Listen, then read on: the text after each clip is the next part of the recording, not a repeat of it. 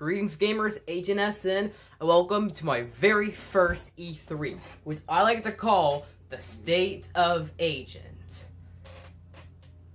I'm gonna make this like a true E3, but for videos. But I'm calling it the State of Agent. What we're seeing right now is the opening.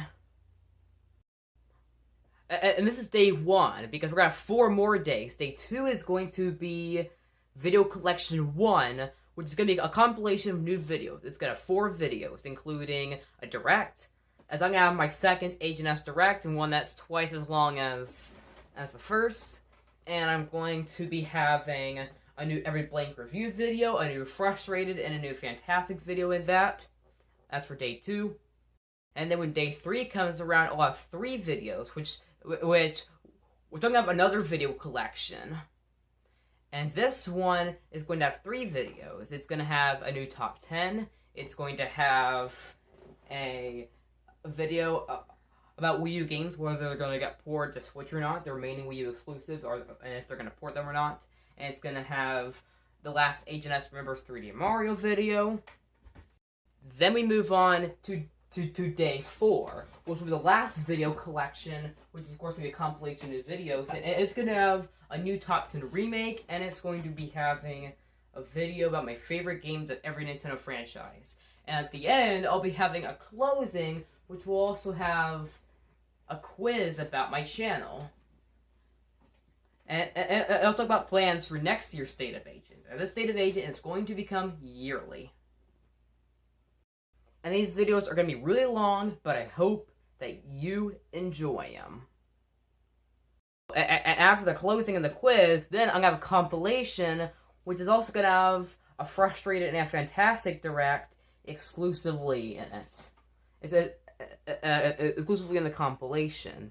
This event altogether is going to be about 3 hours long, but split up into 5 days, and I hope you enjoy. Hey! Anyone want to play some Mario Sunshine? Gamer27, how did you get here? Oh, your back door was open.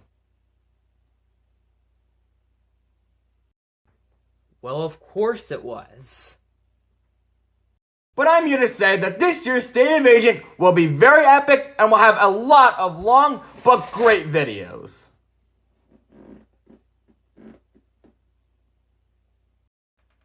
That's exactly right.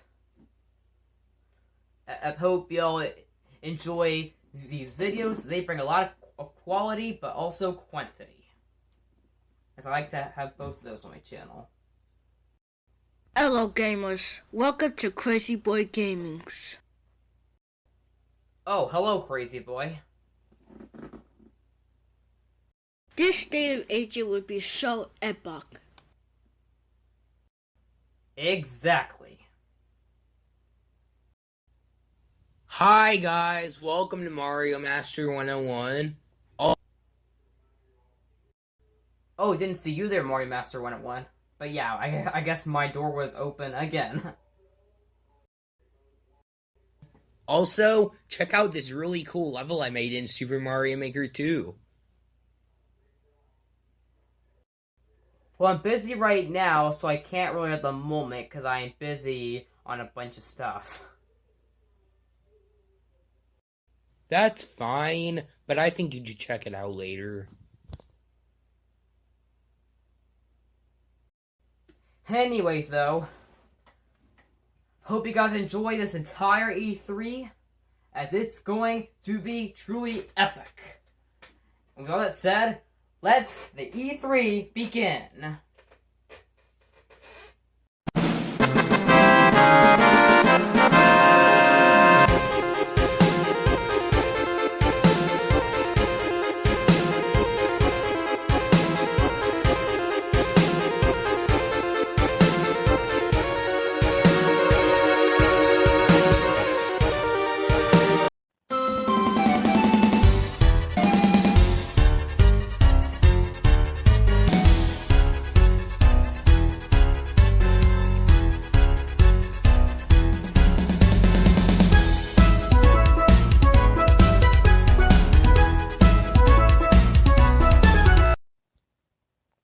greeting gamers, Agent SN, and today welcome to my second ever Agent S Direct. And this is also the State of Agent 2021 edition. Hope you really enjoyed the first Agent S Direct, as I have a lot of videos that still aren't even out yet, but hope you enjoy it. Hope you're looking forward to those videos when they come, or if they're already out. But without further ado, let's get into this this announcement showcase. Alright, now before we get into the videos that are going to be announced, I just want to give a quick update about my Shin Megami Tensei and Persona Frustrated and Fantastic videos. I previously said those were going to be coming next year, but unfortunately, they might have to get delayed to sometime after. Now, I haven't confirmed this delay yet, but I do want to say that it might happen. Keyword might. I'm not going to explain why, due to safety reasons and stuff. I'm not going to explain why, but I am going to say that they might not be released this year, sorry. Or actually next year. They might be 2023, but I can definitely guarantee it'll come in 2023 for sure. But hopefully, the Frustrated and Fantastic announced here make up for it. But to start off the announcements, I'm doing the top 10 Scott the Wise episodes. I don't know whether you know this or not, but if you, actually, let me re-say that. Now, I don't know whether you know this or not, but I'm a big fan of Scott the Wise. He is one of my favorite YouTubers. Actually, he is my favorite YouTuber of all time. So he's my favorite YouTuber of all time. So I decided, why not make a video on the top 10 best Scott the Wise episodes. I hope it's epic, and I hope that a lot of cool videos appear on there. And I'm excited to make this video. It'll be coming at some point, I don't know when, but probably later this year. And probably sometime after his 200th episode special, whatever. Alright. And next thing I want to announce is the top 10 Switch games 2021 edition. Now, I already did 2 top 10 Switch games. One I did back in April 2020, but I deleted that video now. It's not even private still. I actually deleted that for some reason. And it honestly sucked, because I recorded it outside and stuff. But I later replaced it with another version in December 2020. I made a completely new version.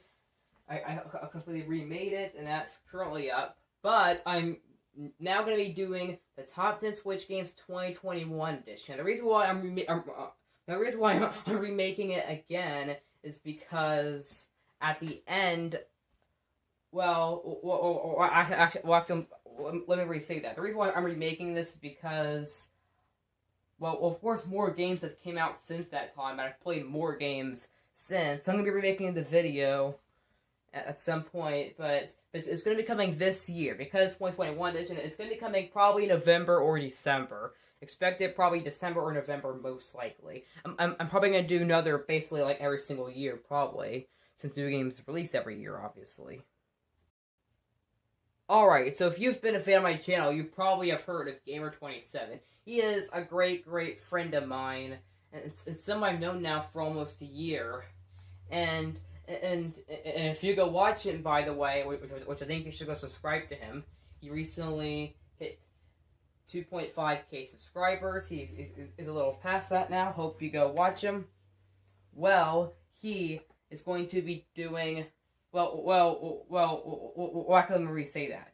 Well, back to what I was saying, at the time of making this, he had a little over 2.5k subscribers, but I decided to, why not make a video on his best angered videos. This is going to be really interesting. Hope you guys enjoy it. And if you're a Gamer27 fan especially, then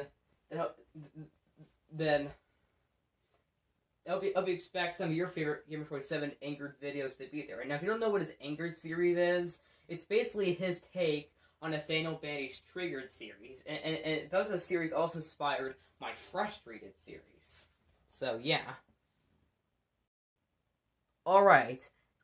Now, if you're a fan of me, well, of course, you also know that I am an RPG guy, more specifically, a JRPG guy. I freaking love JRPGs. It is my favorite video game genre, period.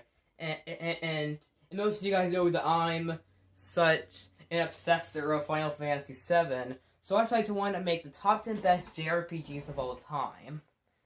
So yeah, and now, not sure when this video is going to be releasing, but because there's more games I want to play, you might not see this until next year. But it's going to be really cool videos, as I'm going to talk about my favorite RPGs ever made. So of course we'll see some Final Fantasy, some Pokemon, some Xenoblade, some Dragon Quest, some Kingdom Hearts, some Tales of... Expect a lot of that good stuff.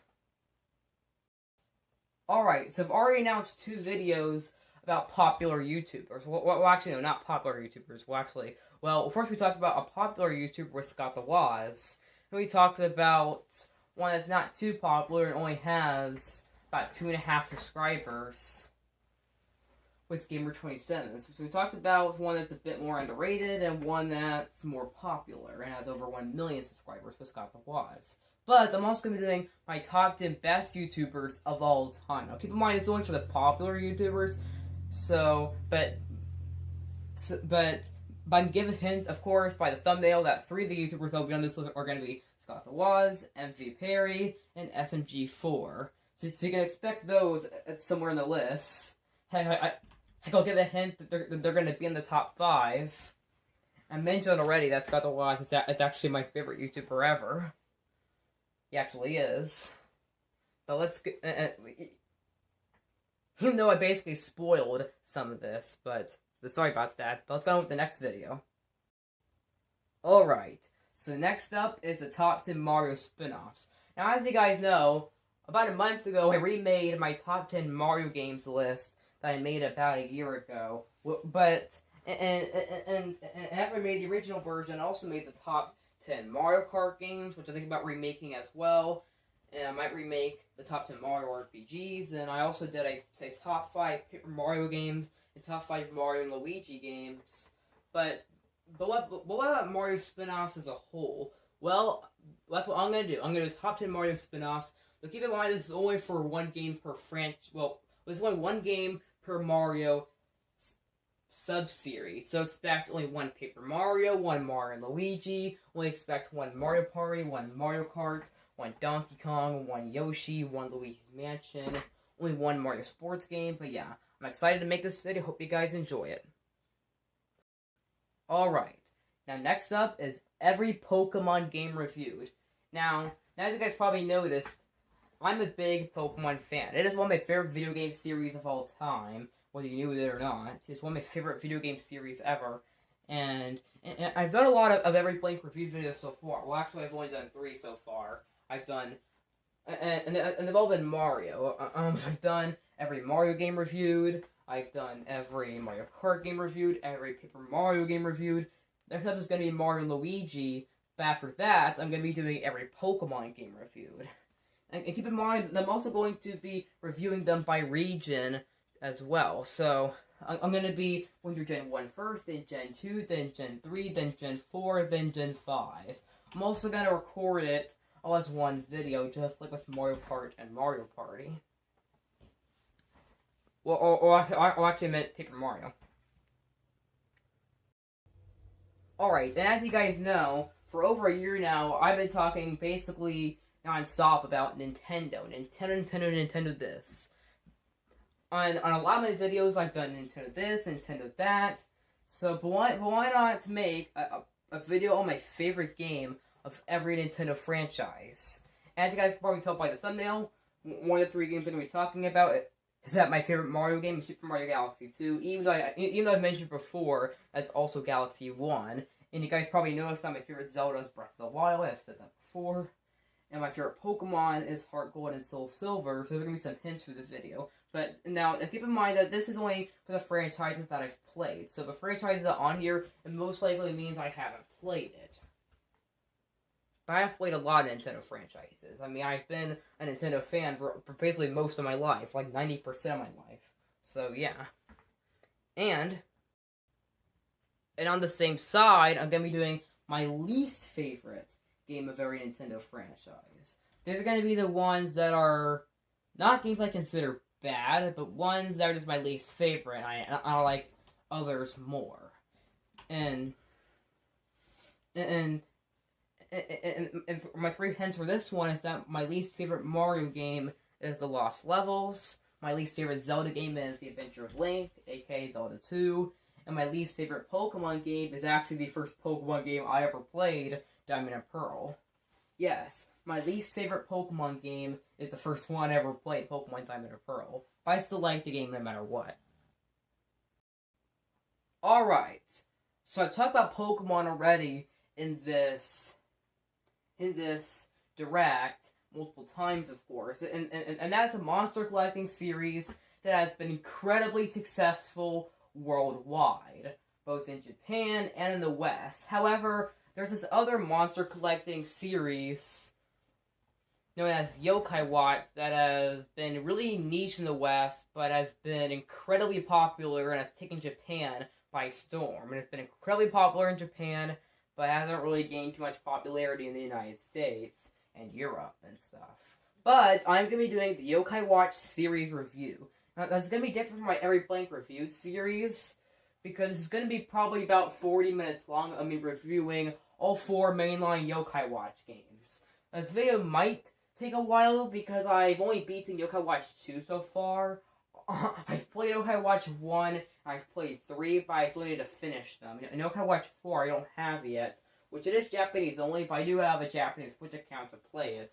But once I finally go back to Yokai Watch 1 and 3 and beat them, and I play Yokai Watch 4, I'm going to do a review of the Yokai Watch series. I hope you guys will enjoy it. It might be long, but I don't really care how long it is, because it's going to be a really fun video to make, and the games what I consider to be really fun.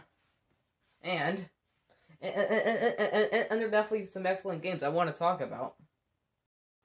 Alright, so like I said earlier in this video, last month I remade my top 10 Mario games last month, but I have decided that my next top 10 remake is going to be the top 10 Wii games. It's going to be a really cool video to make as about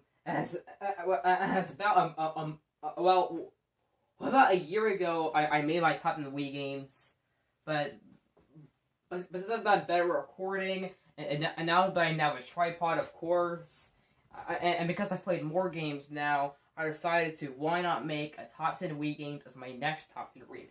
This is going to be my next remake. My next top 10 remake will be my top 10 Wii games. Hope you guys enjoy this one, and on the same side, at some point, I'm also going to do the top 10 GameCube games. Now, I'm not sure if it's going to be the top 10 remake after the Wii one, but it's going to be coming at some point, not sure when. But it will be one of my next top 10s to come. Well, it might be one of my next top 10 remakes, not really sure when it's going to be coming. It might take a while because I haven't played Tales of Symphonia yet, and that is going to be on the list, as you can tell by the thumbnail. But I still need to play it, but once I do, then I will make this video, which I have the game on Steam, but I haven't even played it yet, but for Tales of Symphonia, but it will be on the list as a hint, and this video will come at some point, not sure when. And I'm also going to be doing, the last top 10 I want to announce here is the top 10 Nintendo 3DS games. Yes, I'm doing a top 10 3DS games list. Well, I did one back in July, but because I played more games and because my recording's gotten better and stuff, I'm going to be remaking it, of course. And I can guarantee, too, that the list will be different. I mean, a couple games are going to be replaced, of course, obviously. And you will see some... And new games are going to be on the list that weren't there previously, as you can see. As you can see, Jibanyan in the thumbnail, so expect Yokai Watch to the list. This is one I'm really excited to make. Hope you guys enjoy it. Alright guys, now that's all I have for now. Well, actually, just kidding, not yet. Because we have, of course, we'll have 2 more announcements I want to make. I'm going to announce a new series of my last one. But I'm also now going to be announcing the Angered, well, actually not Angered, I'm going to be announcing more frustrated videos and more fantastic videos.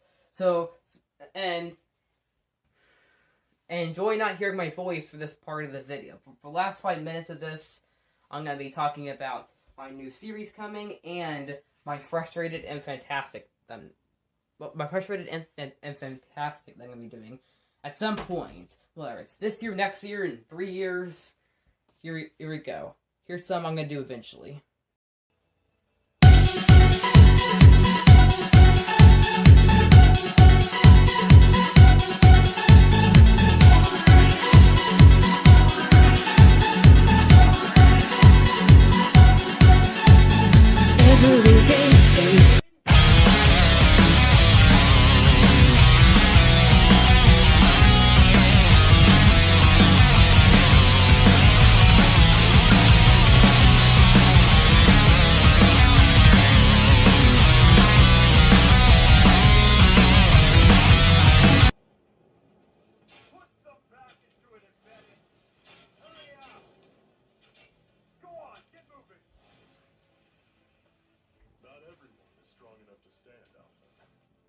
That's why the world needs people like us.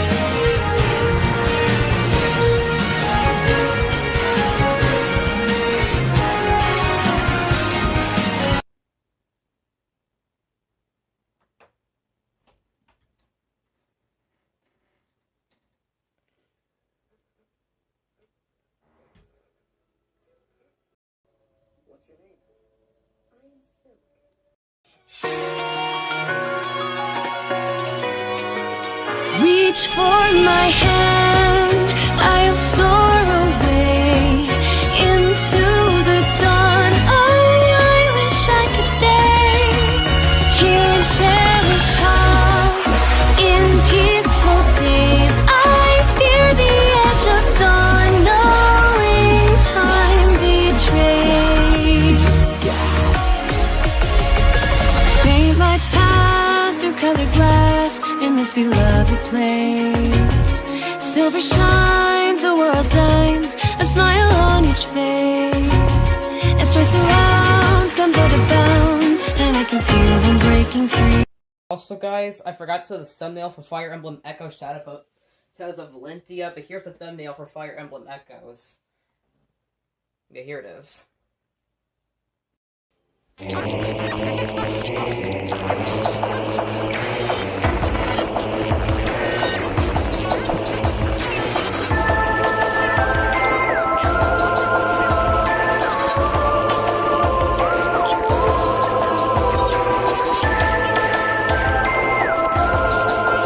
Hey guys, just want to let you know that I'm also going to be doing Frustrated and Fantastic on Jedi Fallen Order. Yes, I'm also going to do a Star Wars game on this channel as well. I'm going to be doing videos on that. Though I'm not going to show any cutscene from it to save time on this video, as I want it to be 25 minutes or less. But I'm also going to do Knights of the Old Republic now as well, which is also a Star Wars RPG, which is honestly interesting. So whenever I finish this game, I will be doing a Frustrated and Fantastic on it. And I'm also going to do the second one as well at some point, but I didn't announce it here due to time constraints. Also, keep in mind, I'm also going to do fantastic videos on these games as well. But yeah, to make this video, to not make this video too long, I didn't show the fantastic videos here. But yeah, here they are. I'm doing fantastic on all the games I'm covering here. I'm doing fantastic on. So don't you worry, I'm doing fantastic on all of these as well. Let's go on with the final announcement.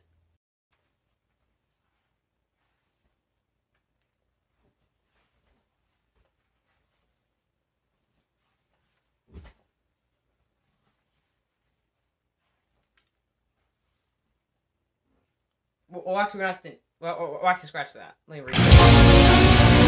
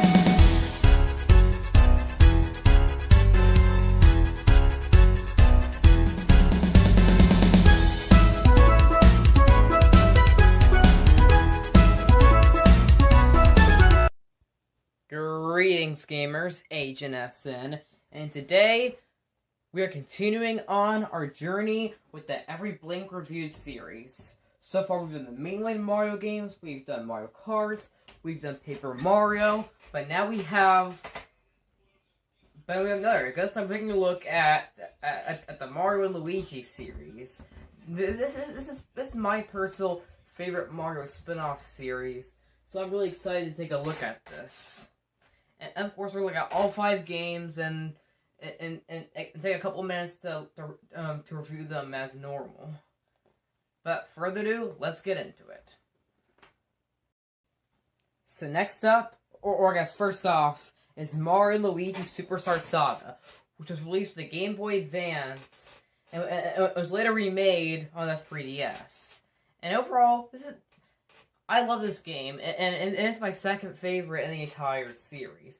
In fact, I could go by far and consider this game a masterpiece. I mean, it's perfect. I mean, it's definitely a wonderful start to the series by introducing the brothers and giving Luigi a turn in a Mario & Luigi RPG. And we liked how interesting the Bean Kingdom is, and it even introduced probably one of my favorite Mario villains, Fawful. Yes, this game brought in Fawful, who later got introduced again in Bowser's Inside Story, which we're gonna get to in just a minute. But the Superstar Saga really, it really made a strong impact on the series, and it's definitely one of my favorite games on the Game Boy Advance. And I really like the gameplay. The battle system is very good. The combat's pretty good, and I love how and I love the mechanics in it and the way it plays. And the story is really interesting as well, and it's definitely really cool.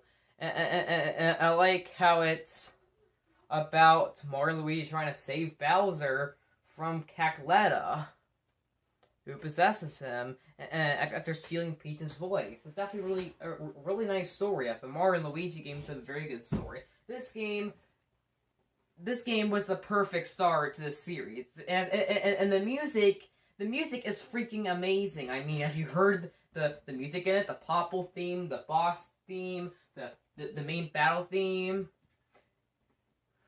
and a lot of the others. It is absolutely amazing, and this game is definitely one of my favorite video game soundtracks of all time. This game is really amazing, definitely one of the best RPGs Nintendo has ever made. So yeah, 10 out of 10. It has wonderful themes, perfect battle system. It has a really killer soundtrack. The characters are absolutely amazing. It has a really amazing story, and the game was full of creativity and new ideas. I'm also glad they remade it on the 3DS. And the game deserved a 3DS remake, unlike Bowser's Inside Story, which we're going to get to later in this video, even though that's my favorite Mario & Luigi game.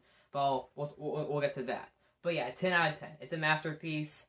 If you haven't played it yet, definitely go do so, which I'd recommend the 3DS remake, which had new graphics, new features, new gameplay, and even added the new Bowser's Minions side mode, where you play as a Goomba and stuff and go on quests. Not really a big fan of that mode, but I like the idea as it had. Now let's get on to... Alright, now next up is the second game in the series, and the first one on the DS, and that is Mario & Luigi Partners in Time. This game, really great game. Well, it is one of the more forgotten ones, since it didn't get a 3DS remake, like Bowser's Inside Story, but that's okay because you can already play this on the 3DS with backwards compatibility. So, and I didn't even think Bowser's Inside Story needed a remake anyway, but we'll get to that later.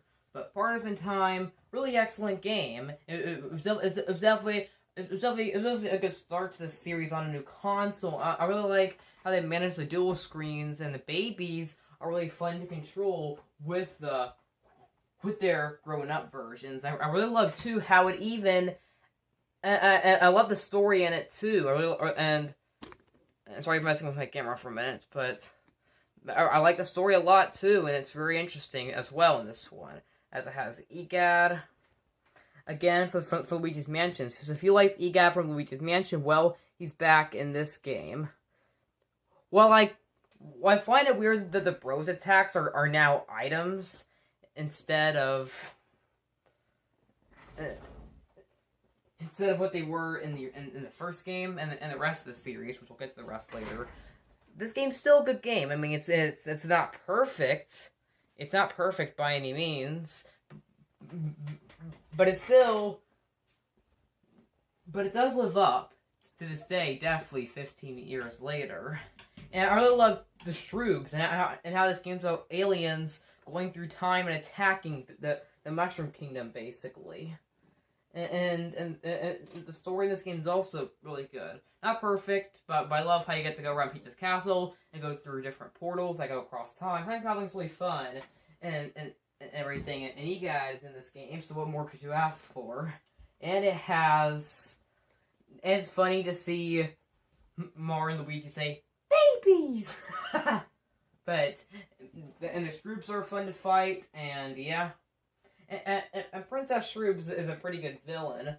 So yeah, I mean, not perfect, as there are a handful of issues that I have with it, but the good outweighs the bad, even though the final boss takes really long. But still, as a minor detail, still a great game. I give it...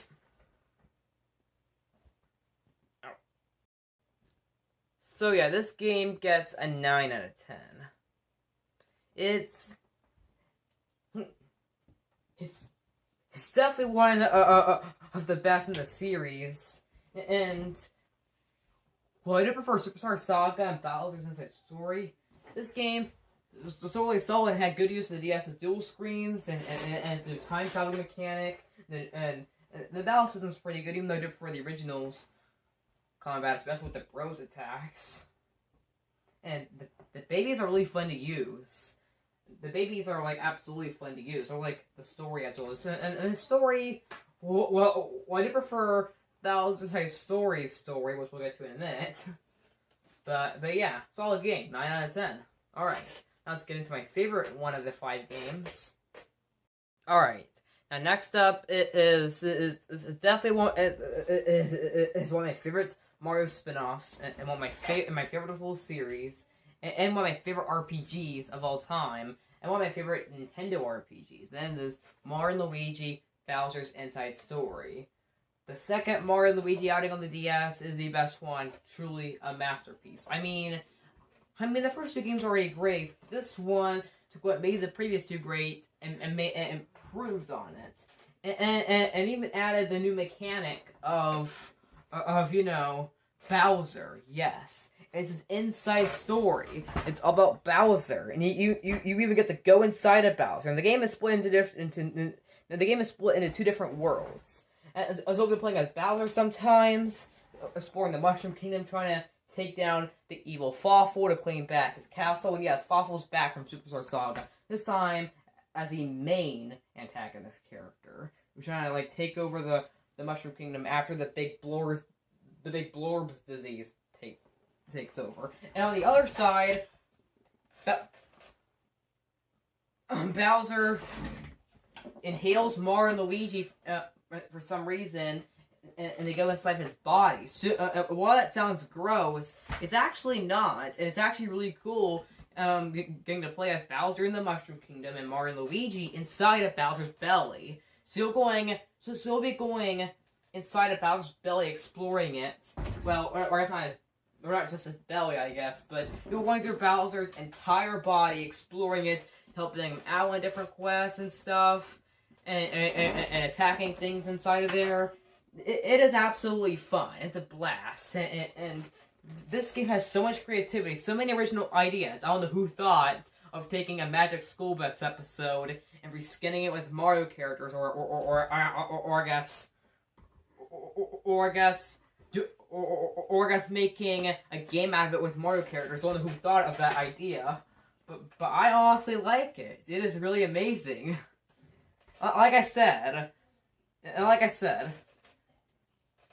the idea of Mario and Luigi going inside Bowser's body is mostly recognized by Magic School Bus episode. That's totally fine because this game is absolutely fun, and the dual screen touchscreen features have really good use in this. I also love the giant battles where you get to tilt the DS vertically and attack us like Giant Bowser. They also brought that back too with Giant Luigi and Dream Team, but we'll get to that next. Yeah, this game is a masterpiece. The music's pretty good too. I did prefer Superstar Saga's soundtrack. Still really amazing game. And like I said, just like a Superstar Saga, this game also got a remake on the 3DS, and that is the definitive version, the one I recommend. As it has new graphics, even though it has a worse frame rate, since they wanted better graphics, obviously, especially for the giant battles.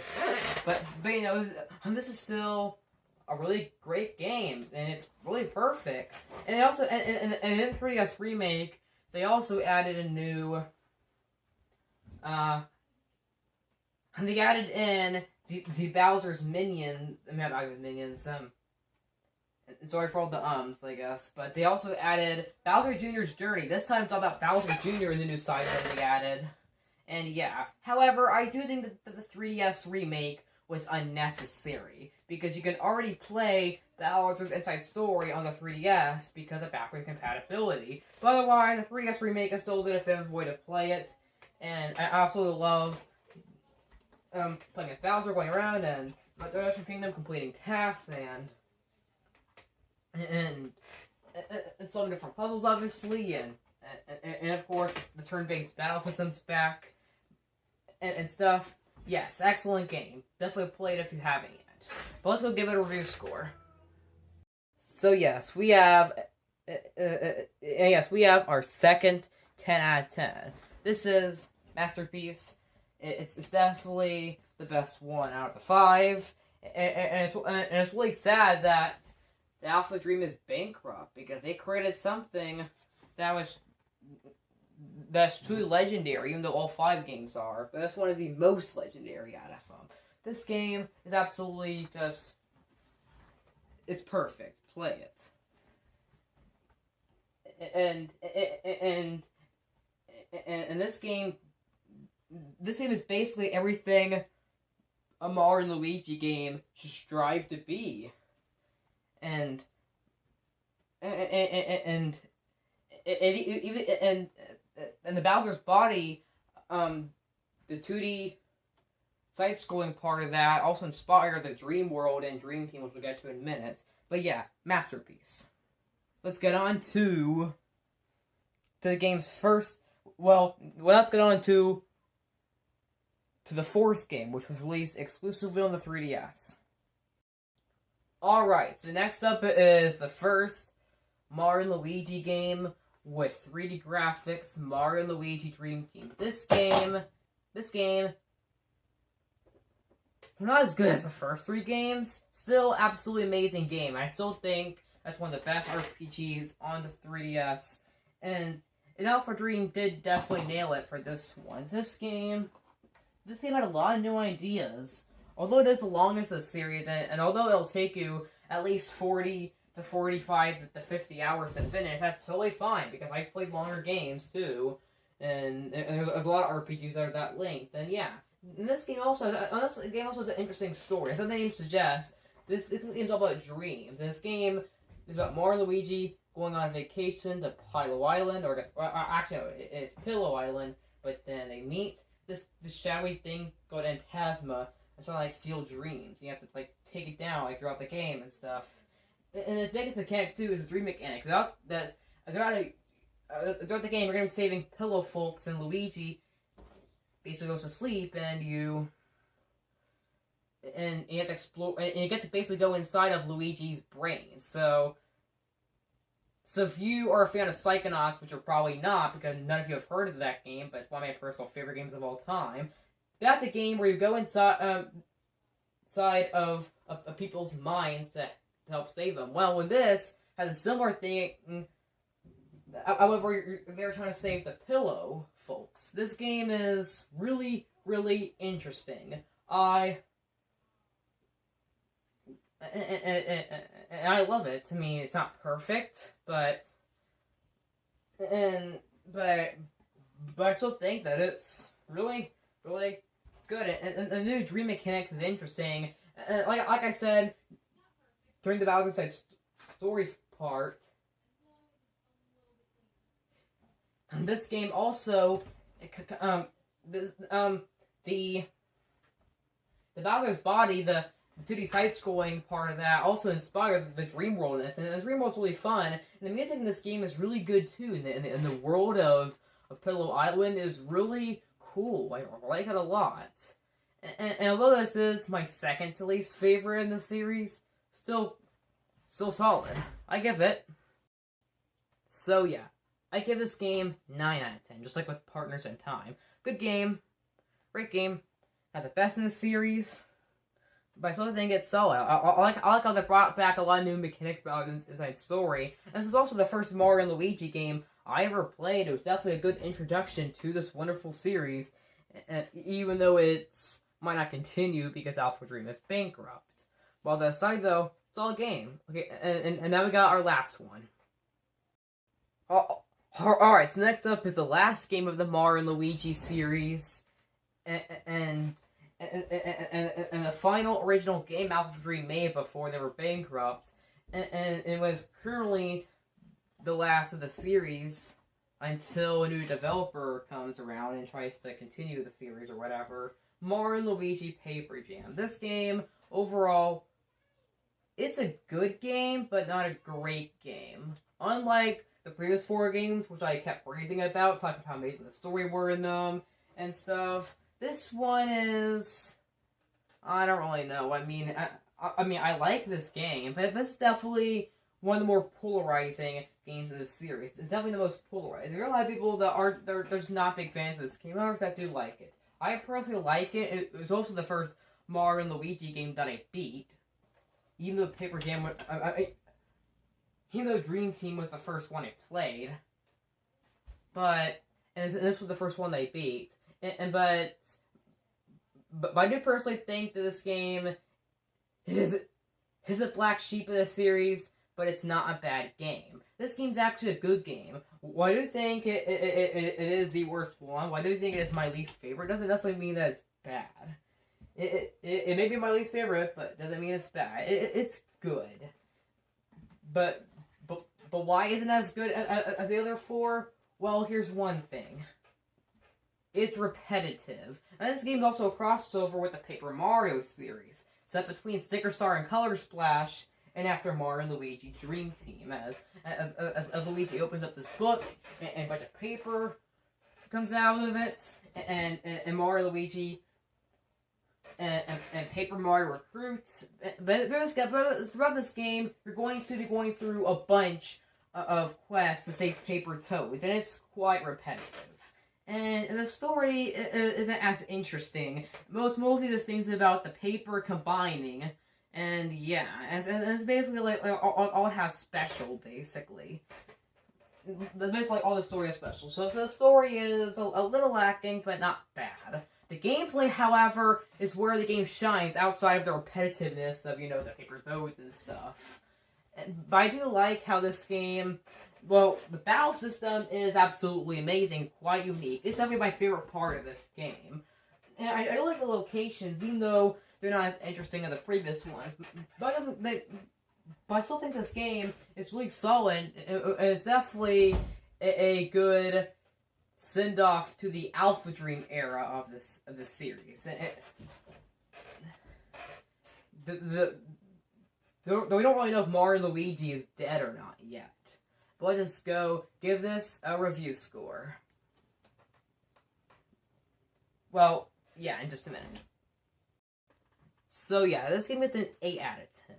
It's not a bad game, but it's definitely my personally favorite out of them all. The story could have been more interesting, and it's a bit too repetitive, but I like its variety and its battle system. And what I try to do with a crossover between Mario's other RPG series, even though the newer Paper Mario games have kind of gone downhill. But I've already talked about that in the last Every Blank review video, so I'm not gonna go too in depth with that. But otherwise, still a good game. I definitely recommend it. But the other 4 games shine way more than this one. Anyway, though, that's it for this video. See you guys next time. Agent S out.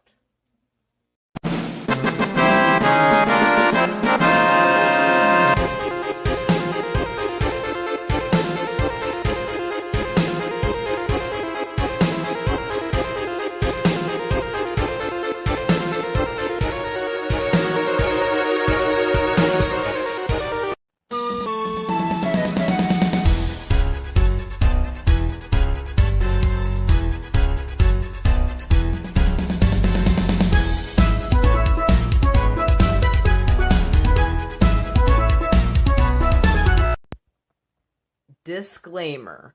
This video is definitely not meant to be taken seriously. No opinions shared are truly accurate to how I feel about this game. So don't summon an Esper to kill me, okay? The graphics in the mobile and PC version are so freaking ugly, like go play the Game Boy Advance or SNES version instead. But if this is your only option, I'd say go for it, I guess. So Terra said that she couldn't fight anymore, yet she was still able to somehow by unleashing her ultimate power or whatever. Huh. A lot of the bosses in this game are so freaking hard for some reason. Espers are fun to use, and a good thing that Square Enix added for the grinding and stuff. And it's how you level up your magic, but oh boy, you have to do a lot of grinding to get it. Alright, I gotta be honest. Who actually used Umaro more than the rest? Umaro is probably one of the more weaker characters in the entire game. The world of Ruin, aka the end of the game, kinda is basically filled with non-stop side quests. But hey, it's fine.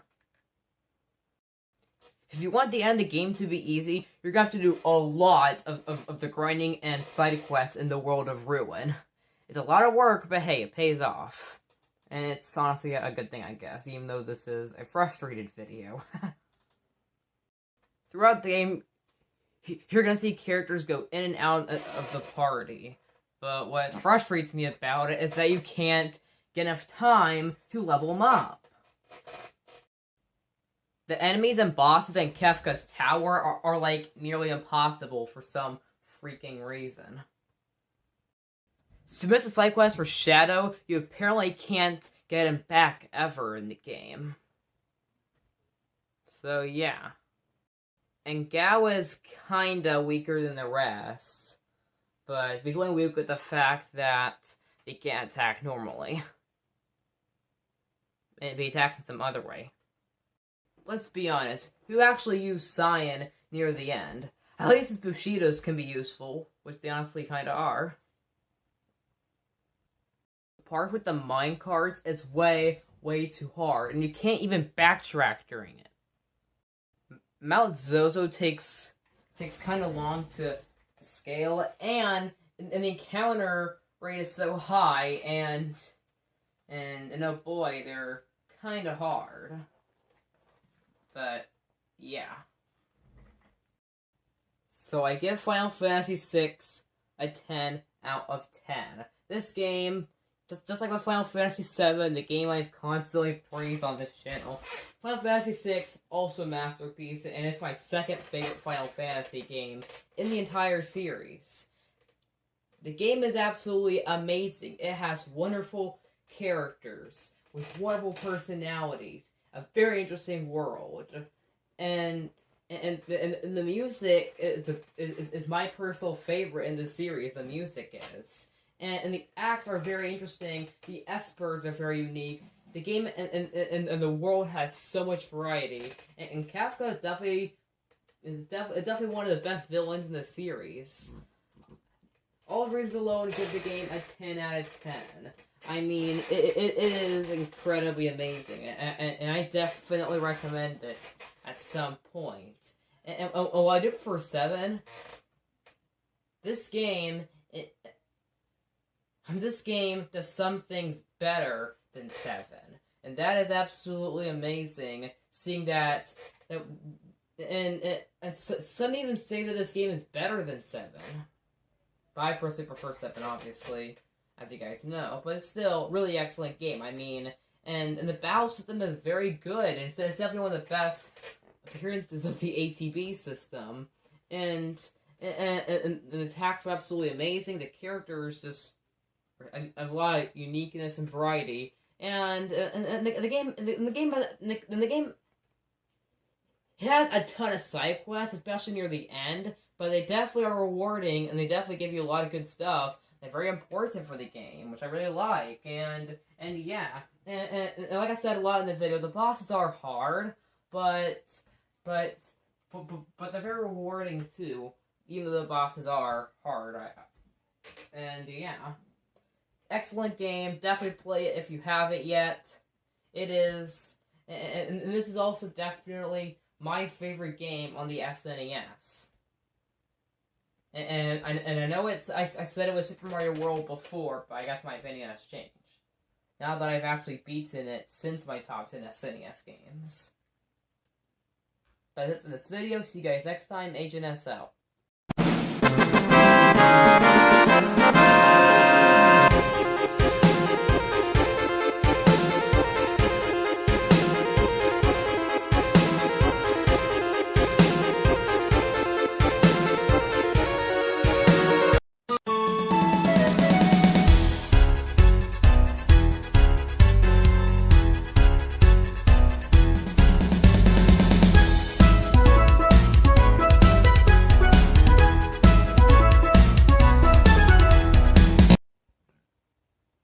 Final Fantasy VI is absolutely a masterpiece, and my second favorite Final Fantasy game, and my favorite SNES game.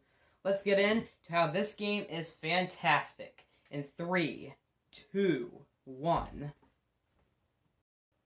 For an SNES game, these graphics are absolutely amazing for one. This game has excellent graphics and a really good ending.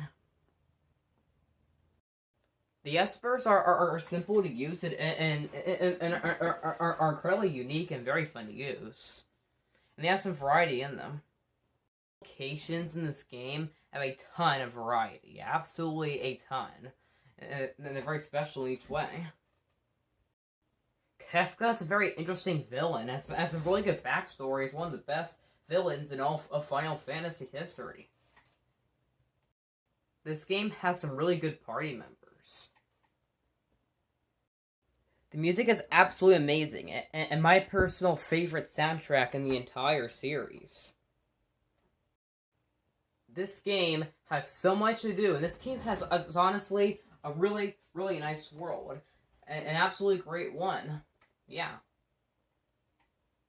This game is what revolutionized the series for many people, and some even consider this game to be better than 7. I might personally prefer 7, but this game is still really amazing, and this game in some ways surpasses 7, but I still prefer 7 overall. I think you guys know that by now. This game has an excellent battle system. So as Terra, you can go all Super Saiyan, but you can't do that with any of the other characters. Interesting, huh?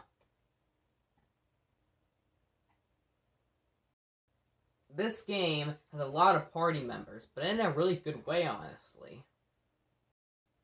This game changed the series, but in a very good way, and it really helped make the series the way it is. Well, it really helped what newer games would become, even though the series has gone under a different approach with the newer games.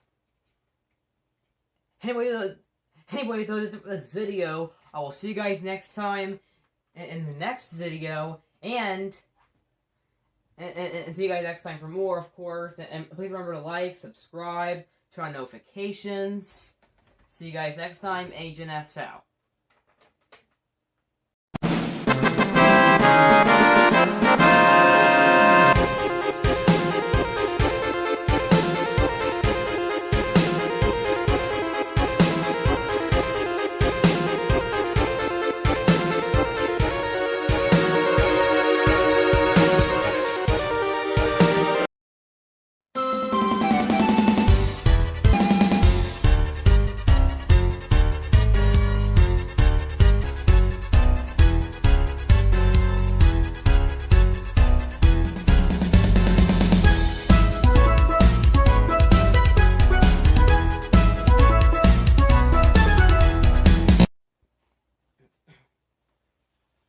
Greetings, gamers. HNS and welcome to the finale of the HNS Remembers 3D Mario series.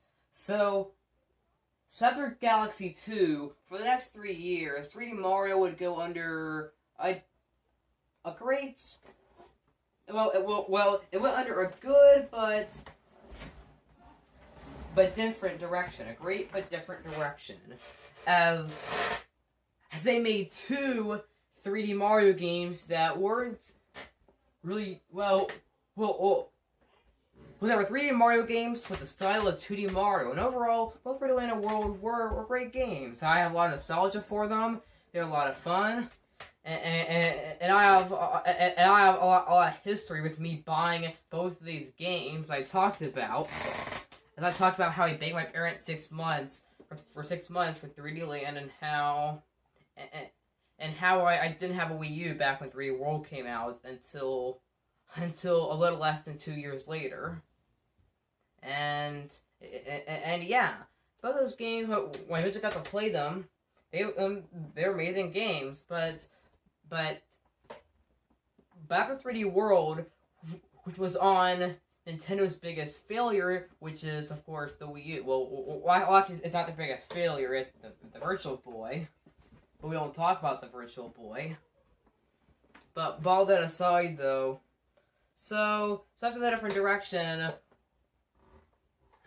the Wii U had a short lifetime due to its low sales. The console really wasn't selling well. The poor marketing really screwed. The poor marketing and weird name screwed it over. And although it's And although the Nintendo fans obviously had it and loved it and stuff, including me, what was Nintendo doing next for Mario? As we didn't really get a new original mainline Mario game for a while. I mean, in 2015, we had Super Mario Maker, which was not really mainline. It was basically it was a spin-off, I guess. Hey, you got to make your own you got to make your own Mario levels based on 2D Mario games.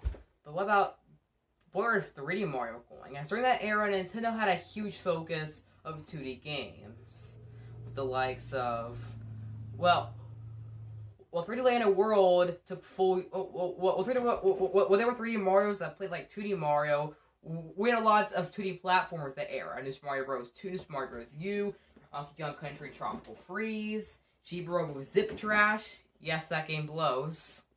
Scott the Woz fans all know that. Yeah. And Yoshi's Woolly World, which is a great game, by the way. Yeah. And those were all great games, but the 3D was kind of left behind. But that was until 2017. In January 2017, it was 3 months after Nintendo announced their new console, the Nintendo Switch. A brand new idea from Nintendo, and we just saw a camera around with a city going on, and then Mario comes across. Yes.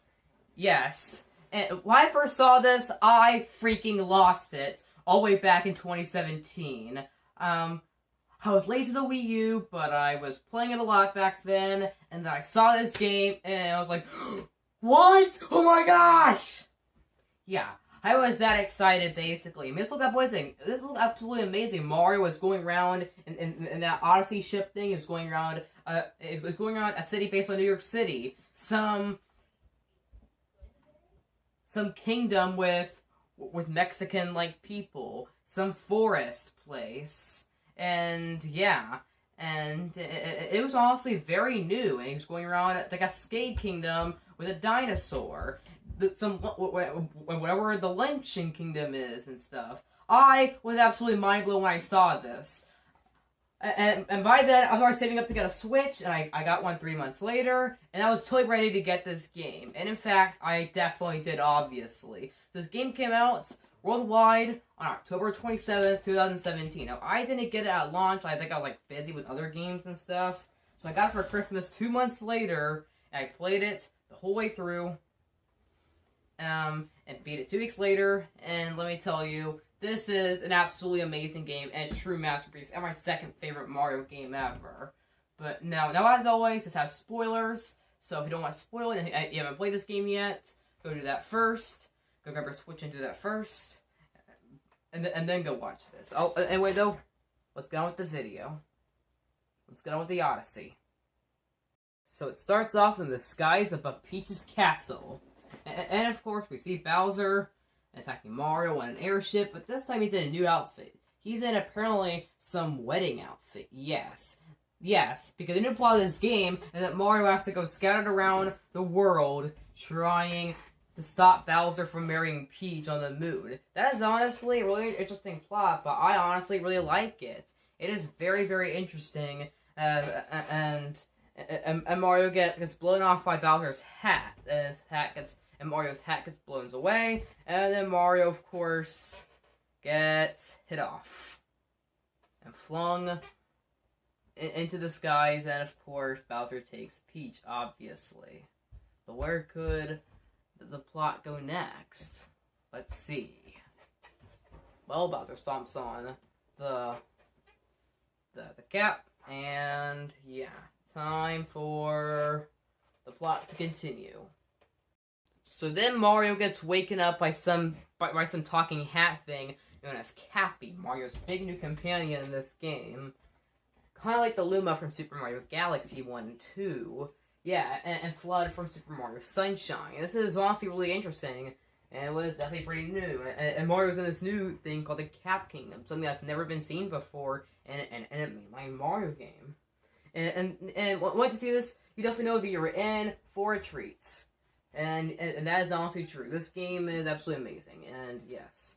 And you start off, too, with something very new, as you now get the Throw Cappy. That's something that's never been in there before. That's basically never been in there. And the Cap Kingdom is very interesting, too. It's a lot of people compare it to the world... A lot of people compare the Cap Kingdom to the world of The Nightmare Before Christmas.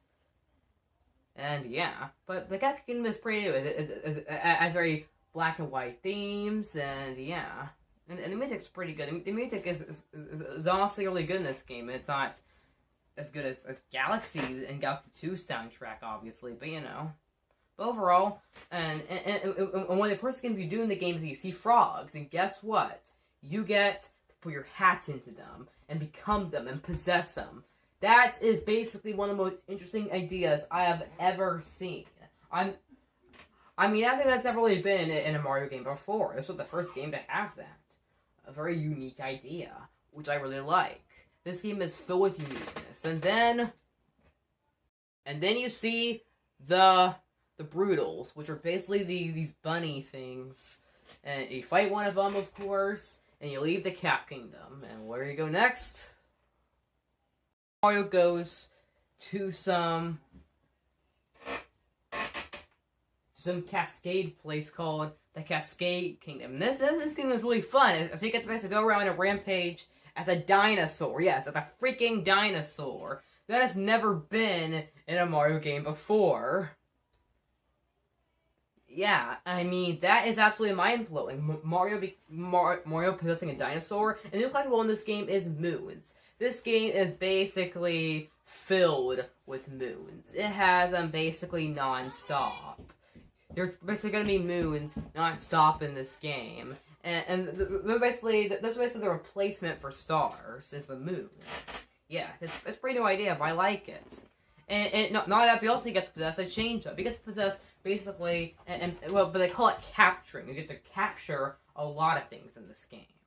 Goombas, Koopa Troopas. Well, I don't think you can capture those, but okay. You can capture Hammer Bros, a dinosaur, Chain Chomps, all that amazing stuff. And yeah, that's honestly really amazing.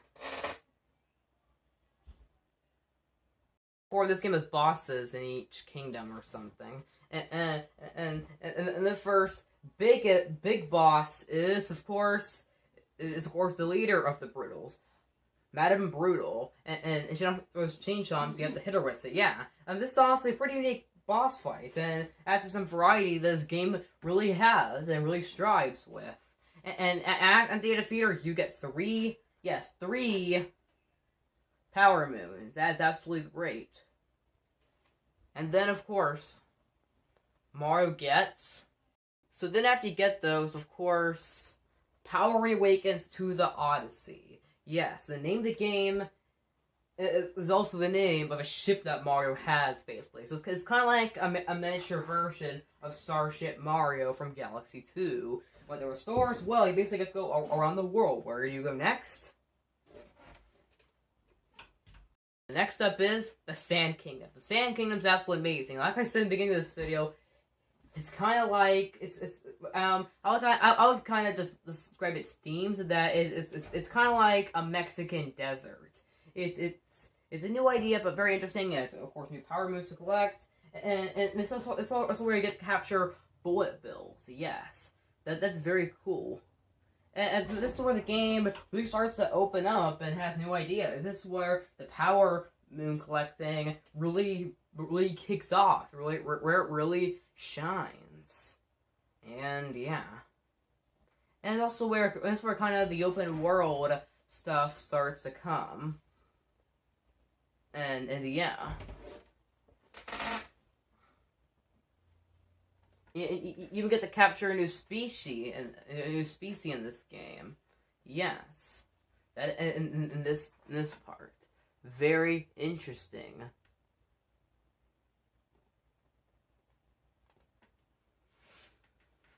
And that's absolutely great overall. And at one point we will be going through this cave area, and what do you get on the inverted period? Not period. What do you get on the inverted pyramid? Of course, another boss fight. Yes, this time, what are you fighting? Well, you're fighting against, of course, more Brutals. Yep. You're going to be fighting the Brutals a ton in this game. Basically in every kingdom or two. But that's not really a bad thing. Once you defeat them, of course, you get 3 power moves, which you get from lots of the big boss fights, and well, then the Sand Kingdom goes dark, and you have to explore an underground cave. Once you go through that, you of course fight a very unique, interesting boss against some kind of thing or whatever. And this is also a really fun boss, very interesting one. You have to capture his fist and punch him. That's honestly really fun. The boss in this game are absolutely fun. Of course, yeah, this game is that fun. This game is filled with it, and absolutely. That's what I'm with the next kingdom. All right, then after that, well, next up, you're going to see and also on that cord they're seeing in the background is actually a cord for my webcam. But all that aside, though, next up, then you're in the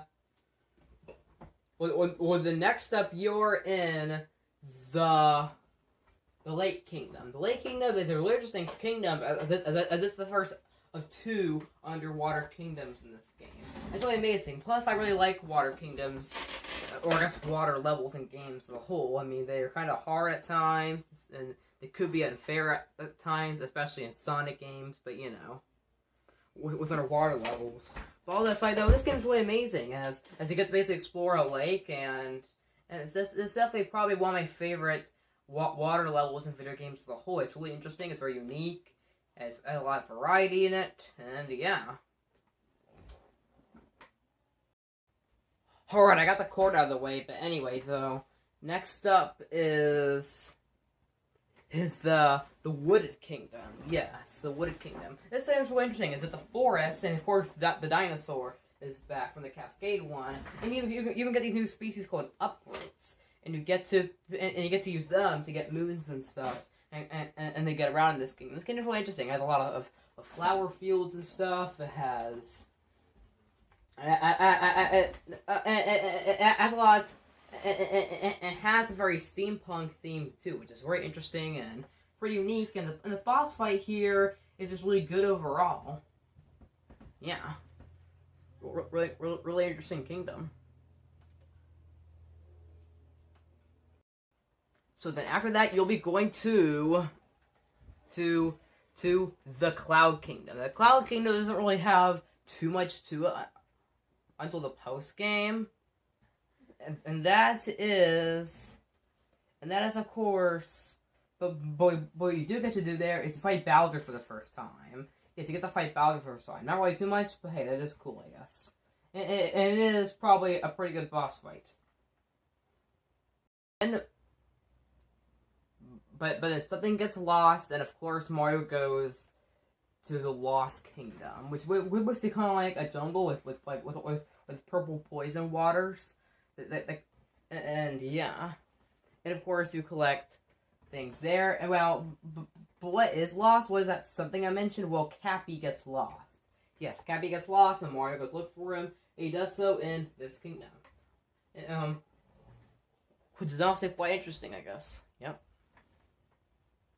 Then after that is the Metro Kingdom, set in New Donk City, which was the first thing I talked about in this video, or I guess like one of the first. And this is definitely my favorite kingdom in the entire game. It starts off with it being all dark and stormy, and Mario gets to capture tanks and use them. Yes, tanks, and he fights these robotic-like bugs, which is similar to the side bugs from Wreck-It Ralph. Yeah, it's a very interesting idea. Mario capturing a tank to fight things that are like cybugs. Yeah, it's a pretty new idea, but I definitely accept it. And it's going to New Donk City. Well, why it's going to New Donk City? We'll get to that later, I guess. But here, but when you first get there, you're going to be basically capturing a tank and of course saving the streets of New Donk and stuff. And yeah, very amazing. The boss fight is really amazing too. The boss fight, you're gonna be fighting basically a big group of the spiders, and they're basically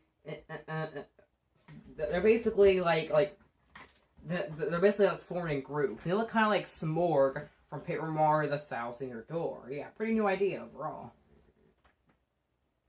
After all of that, of course, it is time for Mario to explore New Donk City during daytime, where all peace is kept and stuff. And now it's time for the most exciting part of the game. And why is it going to Donk City? Well, it's because Donkey Kong isn't in this game. However, Pauline is in a new way. As through this, you get to meet the mayor, Pauline, and host a band concert. This is by far the best part of the game finds most. And New Donk City is very fun, as you get to do a lot of fun activities. You get to do the Koopa free running, which is really fun. You get to ride on a motorcycle, capture an RC car. How interesting can that be? Yes, this game absolutely. The game is the most mind blowing here. Enemy people that are like real humans. They look like real humans, kinda, and it's definitely very new. That's never been in a Mario game before. So then, of course, a concert gets hosted at New Donk City, and you get to see the best song in the game, which is also has lyrics in it. So that's something that Mario music actually hasn't really had much, and that is, of course, Jump Up Superstar. Jump Up Superstar is absolutely an amazing song in the game, and probably one of the best songs in Mario history. It's cool they added that here. The music in this game is pretty great, even though I do prefer Galaxy 1 and 2 soundtrack and Sunshine's and 3D World's soundtrack. But anyway, though, this was definitely amazing. Going through a big 8-bit segment, that is absolutely cool and very mind blowing. And I was very blown away when I saw back when I played this for the first time in 2017 and 18. Absolutely amazing. Alright, so then after New Donk City, after that's all the way, then Mario goes to the Land of Snow at the Snow Kingdom at Shiveria. And this part's also pretty fun too. So we're going through a ground area and becoming becoming a Yeti-like thing and doing some kind of race. It's really fun, really amazing, and it's really cool how they added a snow area, because of course they're going to add a snow area in a Mario game. And I said there's two water levels in this game. Well, next up is Seaside Kingdom. Yes, the Seaside Kingdom is absolutely amazing. I'll be fighting this octopus that has like lava in it. And you'll be going through. You get to a bunch of sea creatures on the seaside. Yes, very new, and you just get to capture Cheeps here and explore the water even more. And I can definitely say that this is even better than the Lake Kingdom. It's absolutely really fun, and being able to explore the waters and going through that new fish that you're seeing on screen, and freeing up the lava and cleaning it up. That is absolutely amazing. And yeah.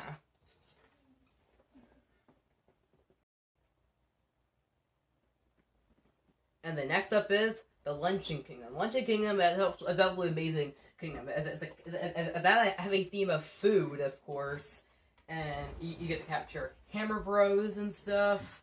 And this one's absolutely amazing. It's going through basically a fireball going through a big lava, and it has a theme of food, but I really like it overall. It's absolutely really fun exploring this. This is actually one of the most interesting, most unique Mario Kingdoms.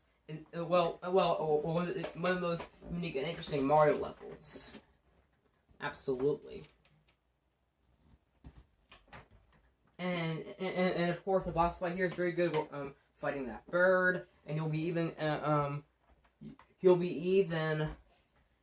exploring its theme, and you even get to make soup out of various items in the game, which is also quite fun and stuff. Yeah. Next up is the Ruined Kingdom. Now the Ruined Kingdom is it's kind of the Ruined Kingdom has a more darker theme. So you'll be fighting basically a dragon. You'll be fighting a dragon, and that's definitely one of the best fights in the game by far. And fighting a dragon looks kind of realistic, which is very new. Like it's never been in this before. This game had a lot new to this series, basically. And yeah, and there's not too much to do here until the post game, but this is honestly quite interesting. Yeah. And the next up, you'll be going through Bowser's Castle. This time it's called Bowser's Kingdom. And what I really like about this is it's also very unique. And this kingdom it's kind of styled to ancient Japan. Heck, I forgot to say this in this video, but you get to dress up Mario in this game, and his different outfits relate to the different kingdoms. And one of them is they get the samurai outfit. That's really interesting. I think Bowser's Kingdom kind of be based on ancient Japan. That's absolutely amazing. You even get these Pokio things. That's what they're called. They're these little birds. You even get to scale through walls. That's absolutely fun. And we're going through like different parts. That is absolutely great. You're gonna be fighting all the Brutals one final time, but then you fight them all in a giant robotic machine. This is a very cool boss fight. Absolutely amazing. And yeah, I really like it.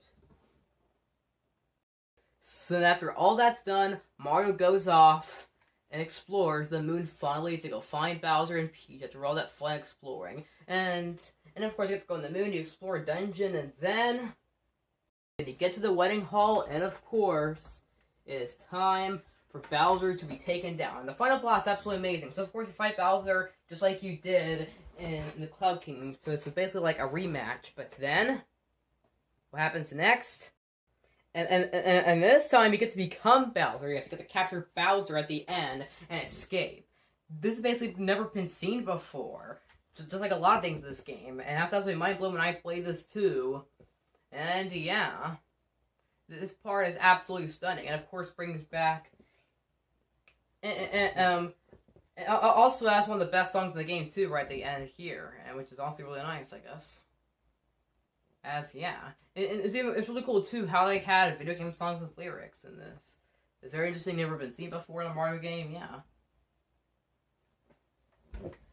And then of course, Mario, Bowser, and Peach break through and lead the way, like the song "Please" here says, and then what happens? So the Bowser is down, and Mario and Peach are united, and Cappy and Tiara, which Tiara is basically Peach's version of Cappy. But then what happens? Well, Bowser wakes up, and then what happens? Bowser gives Peach something, and then Mario gives Peach something, but what happens? Peach rejects them. Yeah, this is a weird ending, but something that could be explained in the inevitable Mario Odyssey 2, which I really hope happens. The end of Super Mario Odyssey for the Switch. I'll see you guys next time at the end of this series until Odyssey 2, whenever that happens, or when the next 3D Mario happens.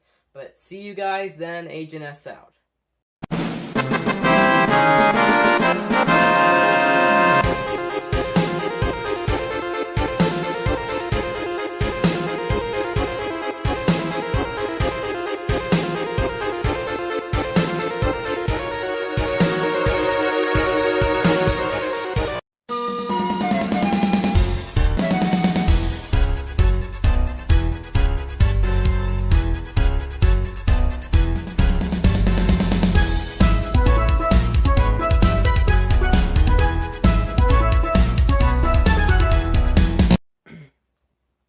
Greetings, gamers, Agent SN, and the Wii U was a great console. It had some great games, even though most of them are on the Nintendo Switch, and that's because the Wii U did not sell well due to its poor marketing choices and stuff. So Nintendo decided to make enhanced versions of a lot of the big hits like Pikmin 3, Mario Kart Deluxe, Donkey Kong Country Tropical Freeze, Super Mario Bros. U, Super Mario 3D World, etc.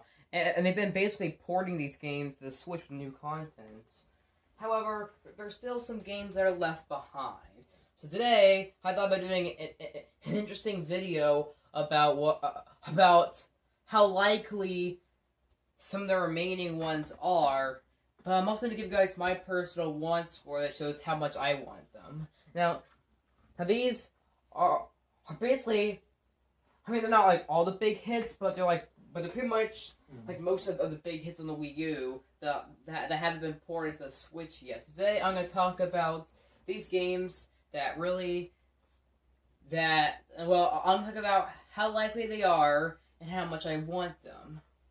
So without further ado, let's go. Alright, now starting off is Xenoblade Chronicles X, and is this going to happen? Maybe. And why? Well, it's because Monolith Soft has stated before that they want to port this game, but it's too expensive for a port, and that's why it's kind of likely. I mean, I guess how I could describe it is maybe. Will it happen? Maybe. I personally think there's about a 50-50 chance. Because Monolith Soft has said they want to port it, but they don't have the money to, and plus right now they're also assisting with Breath of the Wild 2. And keep in mind that they also designed the engine and the graphics for Breath of the Wild and its upcoming sequel as well. They also assist with Nintendo for that and stuff, and of course Nintendo owns Monolith Soft. So yeah, so I can see this as a maybe. I mean, I really want it because I love Xenoblade Chronicles 1 and 2, and I would definitely like to try out this game because it's the only Xenoblade game I've never played before. But better reason is because it's most likely not going to happen at the earliest until 2023, if it does happen, because we just had Xenoblade Chronicles Definitive Edition last year, and that's a remake of the original Xenoblade Chronicles. So I feel like they're going to probably wait at least 2.5 years, because Xenoblade Chronicles Definitive Edition, which is a remake of the original Xenoblade Chronicles on the Wii, and later the new 3DS, that released 2.5 years about after Xenoblade Chronicles 2, which is an original game for the Switch, and that released in December 2017. So I can see this maybe happening. I mean, if it's going to happen, probably not until 2023 at least, and it would cost way too much money to port. So, but because Microsoft is interested in porting this game, then I could see it happening there, but we'll have to just wait and see. But let's go ahead and give it the chance and want score. Alright, so I give this game a 50% chance. It's going... Well, it could happen, but like I said, Monolith Soft has stated before in an interview that they wouldn't have the money to port it, even though they want to. It would cost way too much. Plus, it would take so much time because the game is a massive world. Like it might even be bigger than Xenoblade Chronicles 1 and 2, even though both those games are already big. And yeah, but and this game had even more heavier focus on gameplay, so I guess it makes sense. But because a lot of fans want a Switch port, including me. In fact, this game comes to Switch, then I get to play it for the first time, of course, which would make me really happy. And we'll get to that in a second with the one score. But because it would be so expensive, but because money would be a problem, and the fact that it would be so expensive to port, I don't really think it's too likely there. However, for my one score, 100%. Like I said, I love Xenoblade Chronicles 1 and 2. The first game is one of my favorite games of all time. The second one is also a great game. So I would definitely be happy to play what is kind of the forgotten one out of them. And I would definitely play it no matter what, if it comes to Switch. Alright, now let's go on to... Alright, now next up is Star Fox Zero. Now just like with Xenoblade Chronicles X, I see this as a maybe, because this game was developed, well, or actually the developer doesn't matter, but let me explain it. So the head designer of Platinum Games, Hideki Kamiya, I stated before that they're not sure about whether they want to port this or not. Always I'm pretty sure they said that before. But the reason why I'm going to put this as a maybe is because it's more likely that we're probably going to get an original Star Fox for the Switch. I only know if they want to port over Zero. And this game also had a bonus game like that that's released like a bonus for those who bought it physically, not a Star Fox Guard. And that wouldn't even work on the Switch because it's all about the Game Pass. So that gets a 0% chance right there. With this, though, I can see it as a maybe. I can also see it as a 50-50 because, this game is pretty polarizing. So, I personally thought I personally thought the game was average. So I give it a 7 out of 10. But it's probably more likely that we're going to get an original Star Fox, and that's why I see this as a 50-50. But because the other Platinum games that were Wii U exclusive, like Bayonetta 2, that got ported to Switch, The Wonderful 101 got ported to Switch last year. Because of that, I could see them doing this, but it's more likely that we're going to get an original Star Fox on the Switch. If we get a new Star Fox, which I hope so. So, with all that said, let's go give it a score. A chance of 1. So yeah, I see this as a 50% chance. Just like with Xenoblade Chronicles X. It could happen, but I'm pretty sure that the Platinum Games have said, specifically with Hideki Kamiya stating that they're not sure about it. I'm pretty sure they said that, like I said before. And maybe it's going to happen, but it's more likely that we're just going to get an original Star Fox on the Switch. For one score, though, I'm also going to say 50%. No, like I said, a lot of people either liked or just wasn't a fan of this game, or thought it was okay. I personally thought it was average. I could describe it as between okay and good. I'd give it probably a 7 out of 10, but I'm not sure how but I'm not sure how Star Fox Guard would be even possible on the Switch, and that really is as a little extra bonus with this game. But the first person view on the gamepad, that could be reworked. However, I'm not sure how that would work in this. So yeah, it was a big part of the game. So yeah, 50% chance and 1 score. All right. Next up is Wii Sports Club, and do I see this happening? Not too much. This is possible. However, and especially with Miitopia getting a remaster on the Switch, I could see it being more likely now. However, here's the thing. I'm not really sure if they want to do something with Wii in the name, so I feel like they're more likely to do a spiritual successor called Mii Sports, and make a completely new game and a spiritual successor called Mii Sports. That's, I could see happening more, but I would like to see this get ported, yes. And I would buy this for sure. So yeah, and so because of those reasons, I'm gonna say this is probably not too likely, but let's go give it a score. But I do want to see it happening, especially since they could get rid of the day pass, they could have better controls, and yeah, let's go give it a score. So yeah, I give this a 30% chance. Could happen, but I feel like they rather just do a spiritual successor, since this was designed for the Wii U. They're more likely just to do a new game similar, and that's a spiritual successor. Yeah, 30% chance though. For one score, 80%. I only played about. I think I only played this like once or twice because I got a free day pass back when I got my Wii U first, and back in 2015. But they get rid of the day pass, have better online, and if they have better controls and stuff. Even though the controls aren't too bad in Wii Sports Club, but they forced 2 remotes in boxing. That was annoying, especially for those like me who only have one Emotion Plus. So because of that, I would love to see it on the Switch. 80% one score.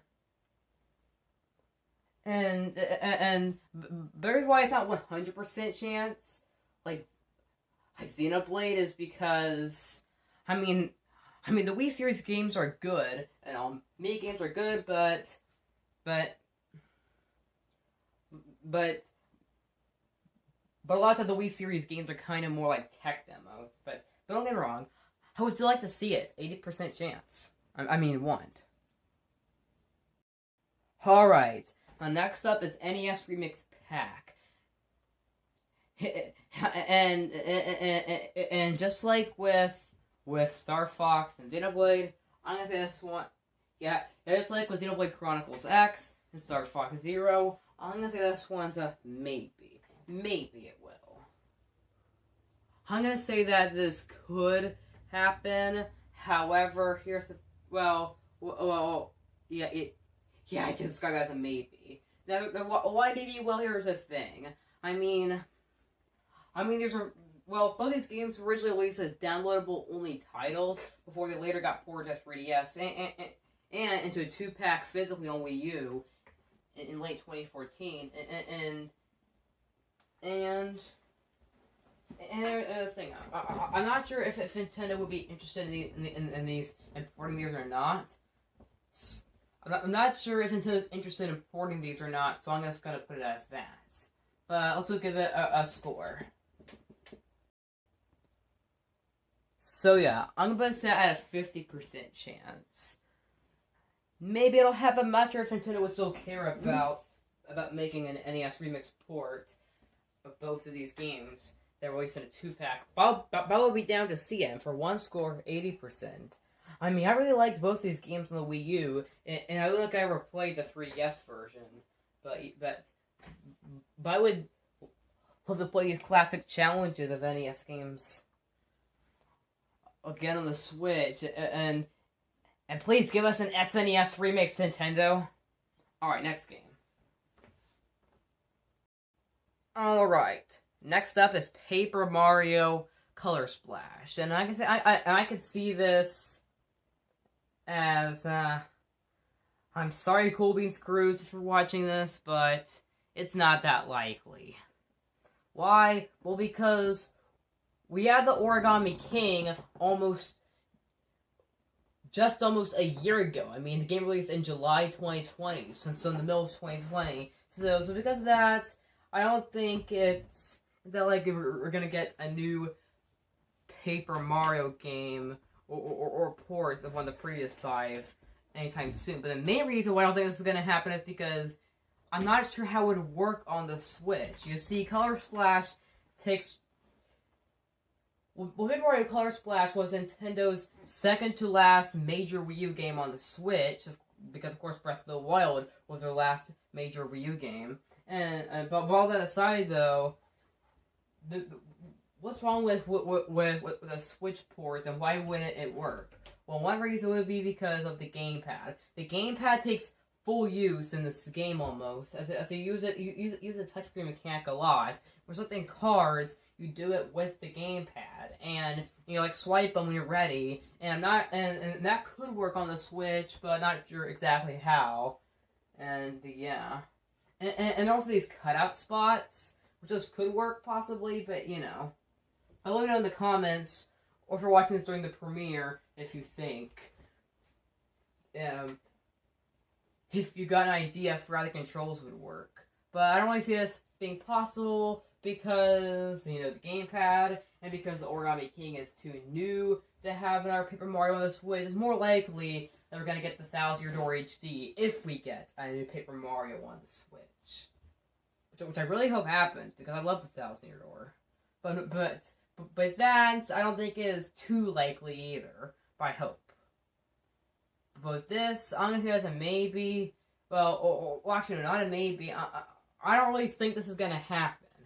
But do I want it? Maybe. But find out. It's a chance of one score now. Alright, 20% chance. The gamepad, I'm not really sure how that would work, and the thing is that it's too new for a Paper Mario game on the Switch. It just had a new and original one last year in the middle of 2020. For one score, though, 50%. I'm not a big fan of Color Splash, but that was okay. It's definitely better than Sticker Star, which was terrible. But Paper Mario Color Splash, maybe. I mean, I probably would buy it on the Switch, but you know, but because I wasn't really a big fan of it, I don't think I want it more than others. But I wouldn't be mad at that one. Maybe I'd buy one, but maybe I'd buy it on the Switch, which I probably would. But you know, so yeah, 50%. Next up is. Alright, and next up is Yoshi's Woolly World, and I'm gonna say this one is, I'm gonna say it's decently likely. It's the most likely no, but I do think it is somewhat likely. And I'd say the chances of it happening are average. It's possible we could get it, but, and this year would be the time, because it's already been 2 years since Crafted World, and because Crafted World is now 2 years old, and that game is very similar to this one, I could see them porting this there, but not really exactly sure, but you know. And I could, but I do think that this is somewhat likely, because, well, here's the thing. I mean, it was one of well, I don't know what else to say, but this game has, I mean, this game would honestly get a lot of people hyped for those who played, and for those who didn't play either the Wii U or the 3DS version, or if they played them but want new content and stuff, and those would be hyped. I can see Nintendo having them there, and here's the thing. And here's the thing. I mean, it's only been 2 years since Crafted World, so they could make this now, and it's one of the few big. Well, the game does have a 3DS version that released a month before the Switch. But you know, but because it released a month before the Switch, so not everyone got to try the new content and stuff, including me. I mean, I played this the whole way through on the Wii U, but I never played the 3DS version. I would definitely buy this on Switch for $60. But let's go ahead and give it a score. So yeah, I can see this as a 70% chance. Maybe it'll happen. Well, actually, it's decently likely. I'm not sure if it's going to happen like this year, next year, or not, but I think it could happen at some point. For one score, 100%. I love Yoshi's Woolly World. I liked Crafted World more, but I would definitely play this, especially since I played it on the Wii U the whole way through. I didn't really pick it up on the 3DS for some reason. So because I never played the 3DS version, I would totally buy up the new content and stuff. But now let's go on to... Alright, the next up, it's actually 2 games. I'm showing footage for The Legend of Zelda, The Wind Waker HD, but I'm also include Twilight Princess HD here, too. And I personally think these are very likely. I don't think it's going to happen this year, because we already have Skyward Sword HD coming, but I think this is going to happen either 2022 or 2023. That'd be part of time, because at that time, the 20th anniversary of The Wind Waker happens in December 2002. And, yeah. But let's go ahead and... I think it's going to happen, too, because, you know, it's Zelda's 35th anniversary, so it could be announced this year and then released next year, but you'll have to wait and see. Let's go and give it a chance on 1 score. Alright, so I give both of these games a chance score of 90%. I can definitely see these happening because, well, Breath of the Wild released on both Wii U and Switch, and simultaneously, and Hyrule Warriors was originally a Wii U game, and then it got ported to 3DS, and then to Switch. So because we've already gotten those 2, which were also Zelda Wii U games, I can definitely see both of these coming. And they would probably sell pretty well, too. And with Skyward Sword HD coming, it could also make these more likely. For 1 score, 100%. I love both these 2 games a lot. So I would love to have them on the Switch. And be able to play them portably for the first time. That's it for this video, though. I will... Wait, scratch that. This actually isn't the end. This isn't the end. But the next 3 games are ones I'm going to be talking about only briefly, because they're not ones I want to go in depth about. Alright, now this next one I do not want to go in depth about, and this next one is a game I hate, so I don't even want to talk about it, but yeah, 10% on this one, it's not that likely, people hated this one, it was terrible, and yeah, for 1 score, 0%. I hate this game right here, so I do not want it ported to the Switch at all. Maybe if it was included in a free update for New Horizons, sure, but not if it was a standalone package, no. Alright, and then there's Kirby the Rainbow Curse. This one just wouldn't work on the Switch, because here's the thing. The game's about the Wii U gamepad. You use the stylus on the Wii U gamepad to guide Kirby and stuff, and that wouldn't work because it's about touch controls. Touch controls, while it does exist on the Switch, it only exists in handheld mode, so it wouldn't work. For 1 score, though, 60%. I never played Kirby the Rainbow Curse, but maybe I'd check it out if it was on the Switch and stuff. But, yeah. They're not really sure how it would work on the Switch, so yeah.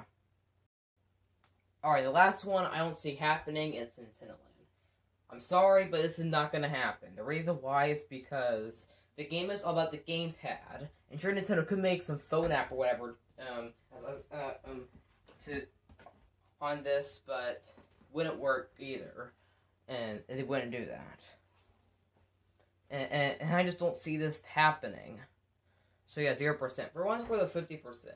I really like this game back on the Wii U, however, I'm not sure how it would work without the gamepad. The game probably just wouldn't really work without the gamepad, which is why it's not going to happen. And with those, that's this video. I will see you guys next time. Agent S out.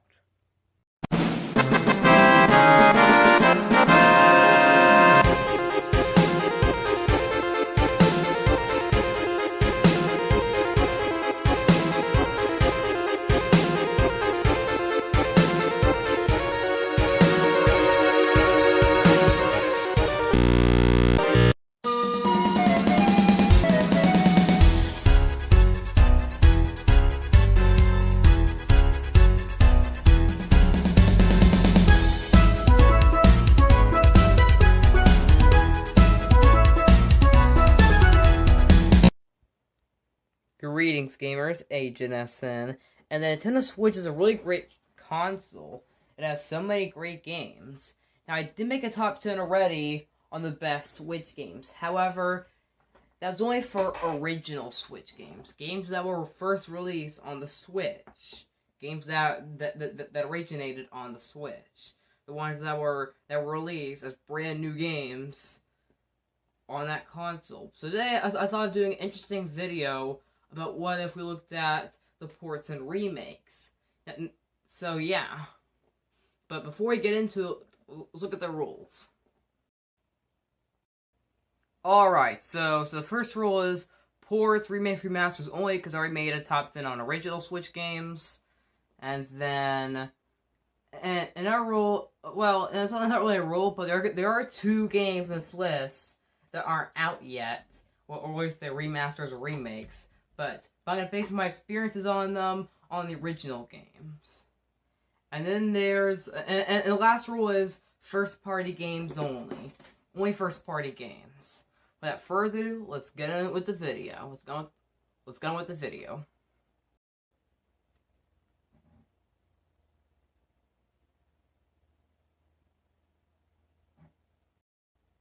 Alright, so starting off this list, we have The Legend of Zelda Skyward Sword HD. Now, this remaster doesn't come out until July, but I played the original game on the Wii about 2 years ago, I think, or about a year and a half ago, and I liked it. The game is pretty polarized. There's a lot of people that hate it, there's people that like it, and a lot of people, and it's mainly because of its heavy use on motion controls. The game is really repetitive. So you're going to be experiencing a lot with the motion controls and stuff, which are going to become optional in the remaster on the Switch.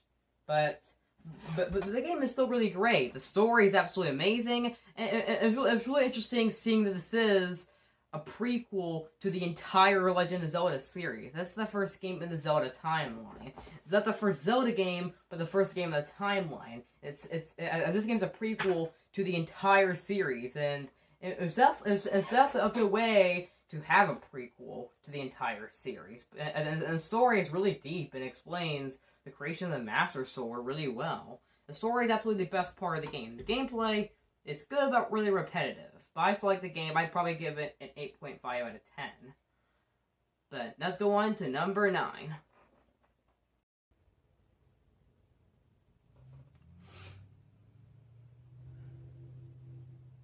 Alright, so speaking of The Legend of Zelda, we had a 3D Zelda game and a remaster of a 10-year-old Wii game.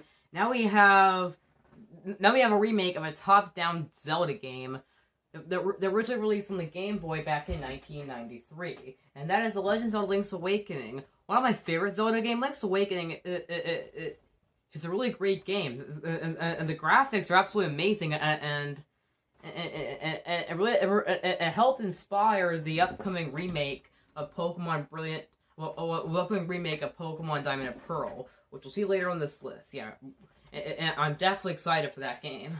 And this game overall is really good. It's and the graphics there are absolutely amazing. I love the gameplay too, and it's really cool how they. And this is definitely one of the best top-down Zelda games, and for good reasons. The gameplay here is really great, and I also love its new art style. The gameplay is really good and stuff, and it even has some really cool Mario references. Yes, Mario references in a Zelda game. Nintendo's 2 most popular series mixing. That's absolutely amazing. And the game has a lot of things that in the Legend of Zelda series are unique to this game. If you haven't tried it yet, I recommend doing so. Especially since this is the 35th anniversary of Zelda. Let's go on to number 8.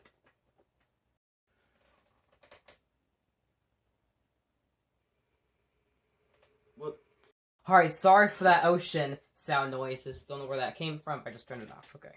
Number 8. Alright.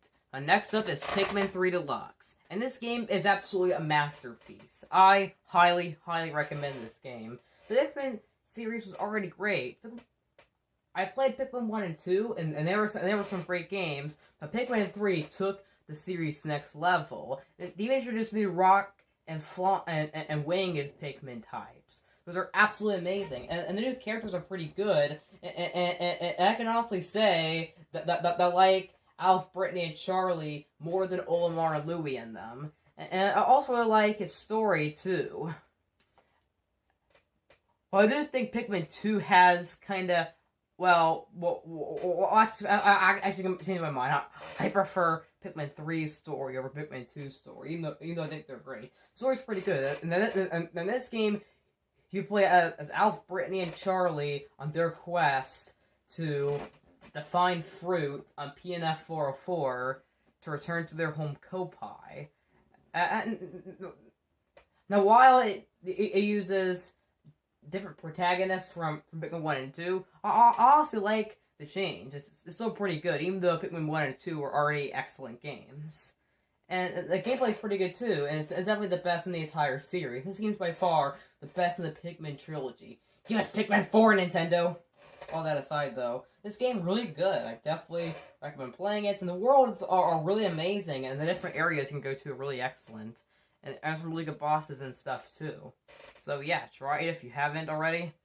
The deluxe version on the Switch is the definitive way to play it. Let's go on to number 7.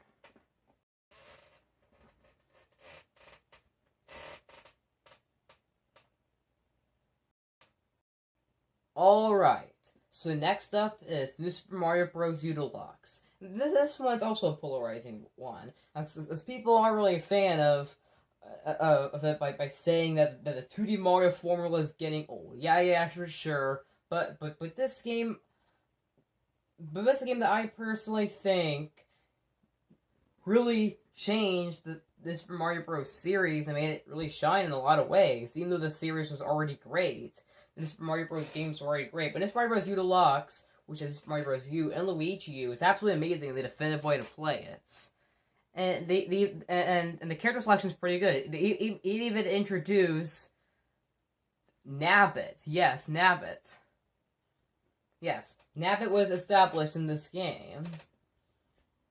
And yeah, and of course it created Peachette and Toadette and stuff. Well, Toadette originated in Mario Kart Double Dash, but of course that Peachette in the deluxe version. And this new version, and not Mario Kart. Just Mario Bros. U Deluxe itself is a great game. I mean, the level design is why I personally think is the best in the series, and the bosses are pretty good. And I also love the world and how they have unique names and stuff. And this game offered some variety, and it's definitely pretty fun, and definitely the best in the entire Super Mario Bros. Series, and it's my second favorite 2D Mario, because of course, you guys know that Super Mario World is my favorite 2D Mario. Let's move on to number 6. This is another one that's not out yet. Number 6 is one that's not out yet.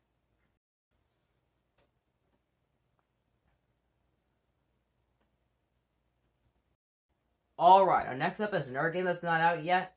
The Pokemon Brilliant Diamond and Shining Pearl, I'm very excited for. I have been wanting a Gen 4 remake for years. Now, the original Diamond and Pearl, it's good, but it's my least favorite in the entire Pokemon series. While Gen 4 is my least favorite generation, Diamond and Pearl its remake has a ton of potential. Now, I wish it was more like Sword and Shield, but I still accept the new chibi style, and it's still good, even though it was more like Sword and Shield.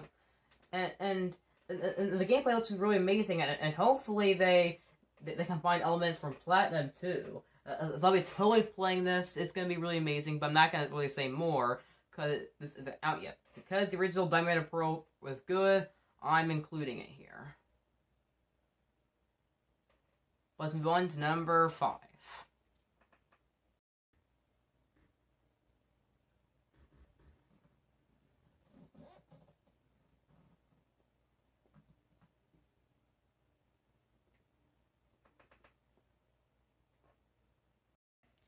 Alright, and next up is Donkey Kong Country Tropical Freeze. This game is absolutely a masterpiece. I mean, It's definitely one of the best 2D platformers I've ever played.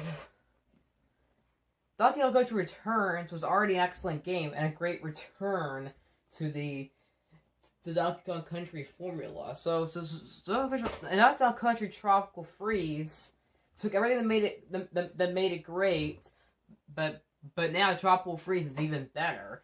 And they even introduced new characters with them adding Dixie Kong, Cranky Kong, and of course, in the Switch version, Funky Kong. And the level design is really great and has a lot of variety. And I can honestly say that this game is better than New Super Mario Bros. U. Now, I might have said before that I like New Super Mario Bros. U more, but my opinion has changed since, and I prefer this game. This game's absolutely amazing. It's honestly better than lots of 2D Mario games, honestly.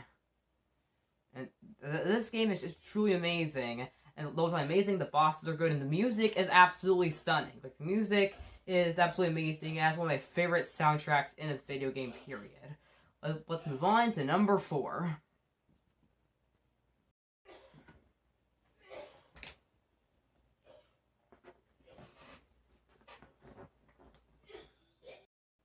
Alright, so next up we got Mario Kart 8 Deluxe. The Mario Kart 8 on the Wii U was already a great game, but Mario Kart 8 Deluxe took it to the next level by adding in the DLC in the base game.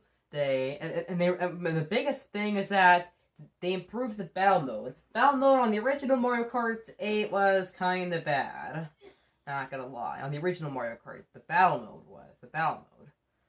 But the Mario Kart 8 Deluxe added a brand new battle mode, and it was absolutely great. And this was also the first game, too, in the series to have non-Mario characters. You get to play as characters from other Nintendo franchises, like from the Legend of Zelda series, Isabelle and Villager from the Animal Crossing series, and the Inklings from the Splatoon series. And the tracks are absolutely great, and I really like the character selection and everything else. So this game is absolutely amazing. And it's truly a masterpiece and my second favorite Mario Kart game ever. Because, of course, you guys know that Mario Kart DS is my favorite. Like I said before. And yeah, it's an amazing game. I love the new characters, the track's absolutely amazing. I love its new carts and stuff. Yeah. The one to number 4. Or actually, number 3.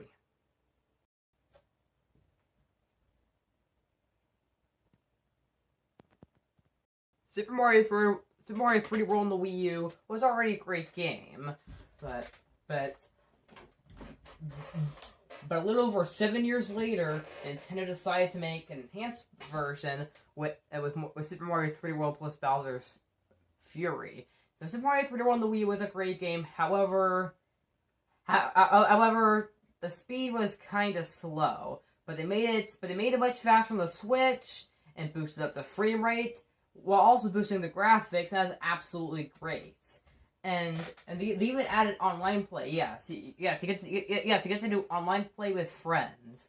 That's something that's quite unexpected. Not gonna lie. And they even added a new side game inside of it called Bowser's Fury, which is basically like what if you mixed Super Mario Odyssey with 3D World, and it's absolutely amazing too. When you combine this game that's almost a masterpiece and Bowser's Fury that almost is, you get a game that's pretty much near perfect. This game truly excellent, and the level design is pretty good, and it's definitely an excellent game and definitely one to play. Let's go on to number 2.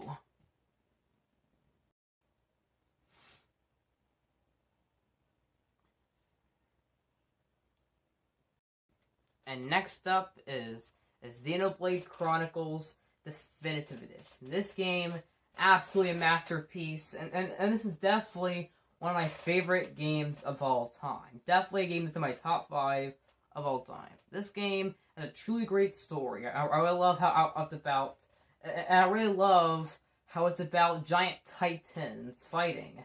That's absolutely a great story, definitely a unique one. I really love the Monado as a really interesting weapon. The characters are really good. The world is really excellent. The gameplay and battle system, absolutely great. It's one of the best battle systems I've seen in an RPG. And the game has really great characters and new abilities and stuff, and are really great.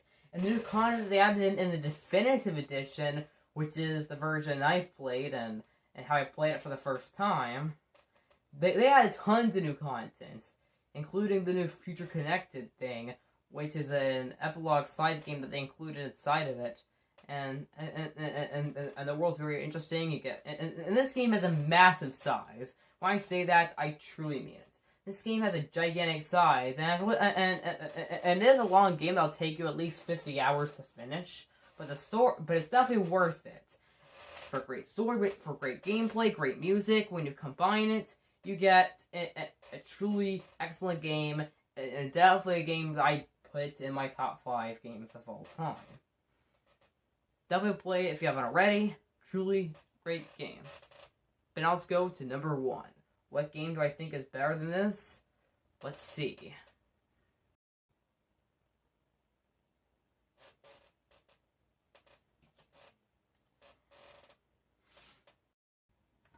And here's one that you probably saw coming. We're not just including one game here. Because better than one game, 3 games. Not 2, 3. But, however, this is one that you can't buy anymore because it was a limited release and only available until March 31st. But Super Mario 3D All-Stars is absolutely great. And but why is it on here? Solely because of Super Mario Galaxy. A game that is that's also one of my favorite games of all time. And I can go by far to say that it is my second favorite game, period. I mean, the game is absolutely amazing. It took Mario to the next level. And Sunshine, great game too. And Super Mario 64 had a great impact on the gaming industry with its 3D vibe and stuff.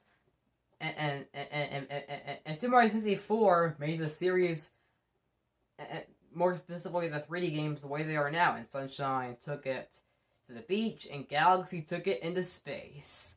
Yes. When you combine 3 games, one that I basically consider perfect, one that's almost perfect, which is Sunshine, and one of my favorite games ever, Super Mario Galaxy. This game, or I guess this collection, they can't buy anymore, is absolutely great, and definitely worth picking up, and definitely worth all that $60 for 3 games. And the OSTs that you get built inside of the collection. Anyway, that's it for this video, and it's all I want to share about Nintendo's first-party ports and remakes on the Switch. I will see you guys next time. HNS out.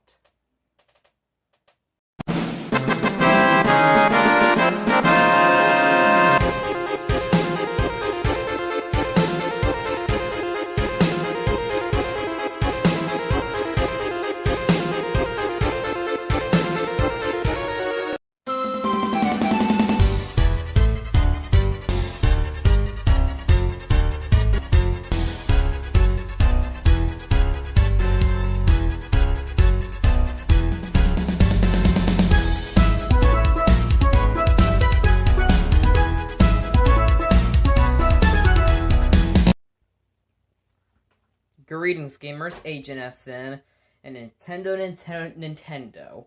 What is left to be said about Nintendo? They're a company I talk about over and over and over again on this channel. And I've talked about basically a bazillion of their franchises. But what are my favorites of each of them? Or at least the ones I've played? Well, today, find that out.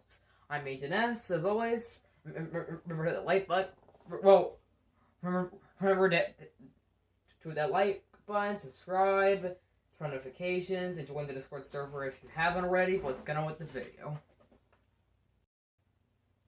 Alright, I don't think I need to explain this one, but Super Mario Galaxy 1 and 2. I mean, what left is there to be said about these 2 games? These are the 2 games that are the most important to me. Although my favorite game ever is Final Fantasy VII. although Final Fantasy VII is the most important game to me, well, actually, not the most important. One of the most important. These two games are the most important, despite that being my favorite. Despite Final Fantasy VII being my favorite game of all time, Super Mario Galaxy 1 and 2 early games are the most important to me. They're the reason why I consider myself a gamer now. Or the reason why I started YouTube last year. These games are the reason why I've played so many games in my life and have met good people from them and played so many games. These two games really mean a ton to me, so what left to be said about these? I've praised these two games on my channel a bazillion times. Now let's get on to the next one.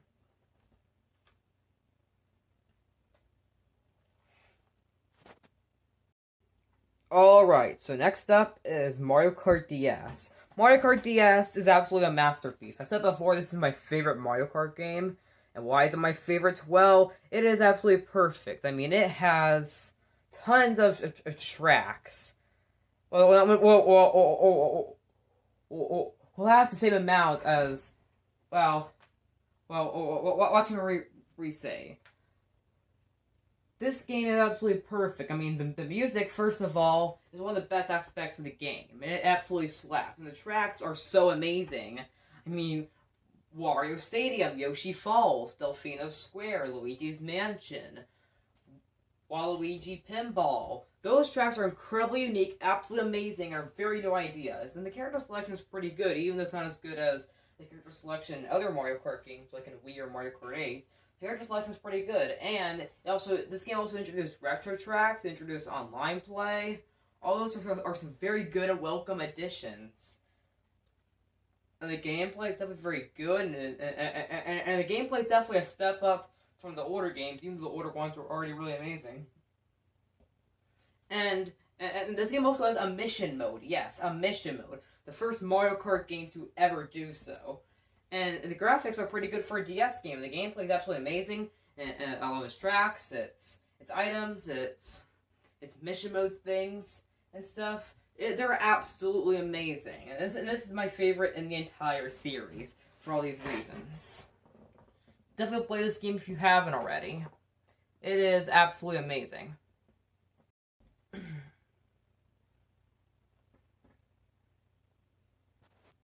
Alright, so now we're on to the Mario Party series.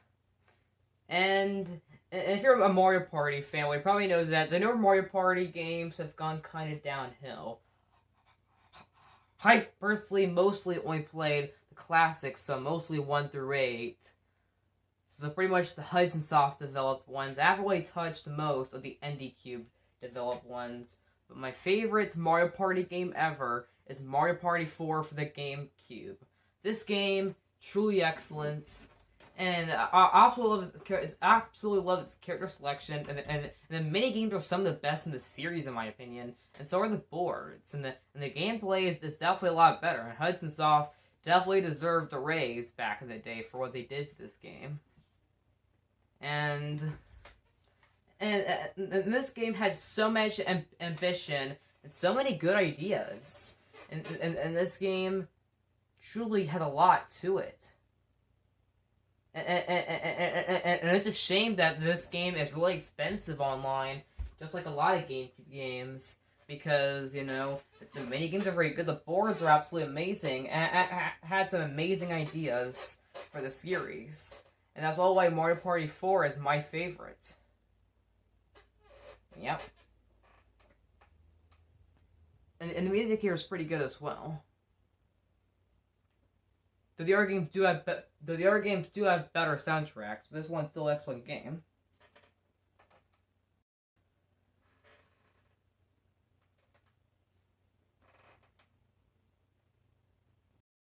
Alright, so next up is Mario and Luigi. Now for my favorite Mario and Luigi game, I gotta go with Bowser's Inside Story, which is pretty much a lot of people's favorites, and I'm no exception. This game, also truly a masterpiece, and it's one of my favorite RPGs of all time.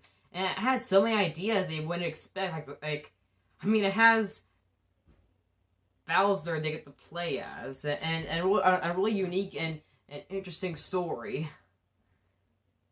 although it's inspired kind of by a Magic School Bus episode, I really like the idea of Bowser eating some kind of mushroom that was given to him by Fawful, who returns from Superstar Saga, and he inhales Mario and Luigi into his body, and although that may sound gross, it's actually not when you get used to it in the game. As this game is very fun. I love that I get to switch between the Mushroom Kingdom and play as Bowser and explore the story from his perspective and explore it from Mario and Luigi's perspective inside of his body. It's absolutely amazing, and the dual screens work pretty well here. In the Bowser fights, the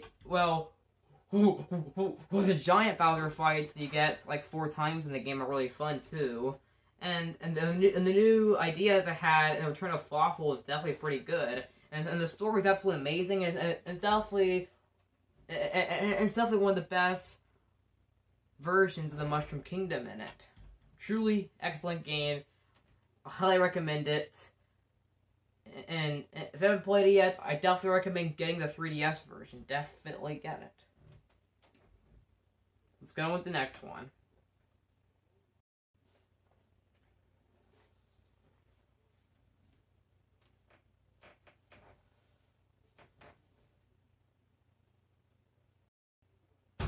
So next up is Paper Mario: The Thousand-Year Door for my favorite Paper Mario game. Hence, it's also Gamer27's favorite game of all time.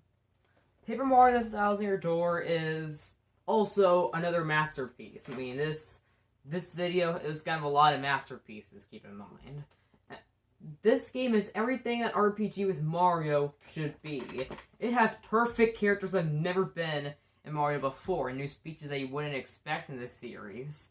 And the gameplay is really great, and I really like the way that it, and the story is absolutely amazing. It's definitely my favorite Mario spin-off of all time, and and to be honest, I like this game more than a lot on the mainline Mario games. This game is truly one of the best RPGs Nintendo has made, and one of the best games on the GameCube. And it's a shame this game is really expensive nowadays, just like other GameCube games, because it deserves a remaster on the Switch. And it's truly an amazing game, and from the enemies, the music, the characters, bosses, the attacks, the characters, the story, which is like the best part of the game. And the location of Rogueport and stuff, and its theme of searching for treasure is absolutely amazing and very unique. Now let's go on to the next one.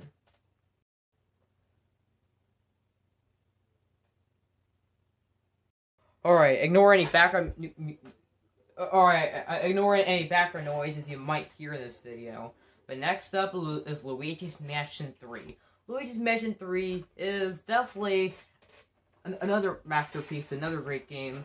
Luigi's Mansion 1 on the GameCube is already a great game. And the second one, I did prefer Luigi's Mansion, the first game, because it was more... Because it was less linear. As Luigi's Mansion Dark Moon, or Luigi's Mansion 2 if you live in Europe and are watching this. It was a good game, however, I don't know why it was mission-based and stuff. But Luigi's Mansion 3, it took a lot of ideas from Luigi's Mansion 1 and 2 and combined them adding so many unique ideas. They now have the new HD graphics are absolutely amazing, and the new attacks you can do with the ghost and the Portagras G00 is really cool. I really like too how they brought back Luigi from the remake of the first Luigi's Mansion, and I really love its new characters and its new story, and how it's about Luigi trying to explore a haunted hotel. As in the first game, you just explored one mansion, and the second, you explored 5, and now you're exploring a massive hotel. And it's really cool, and the bosses are really interesting, and the new areas of it are really cool, and they each have their own themes. This game is truly the best Luigi's Mansion game out of the 3 currently. I definitely can't wait to see what Nintendo will do when they release Luigi's Mansion 4, even though it likely won't happen until the next Nintendo console. Let's get on to...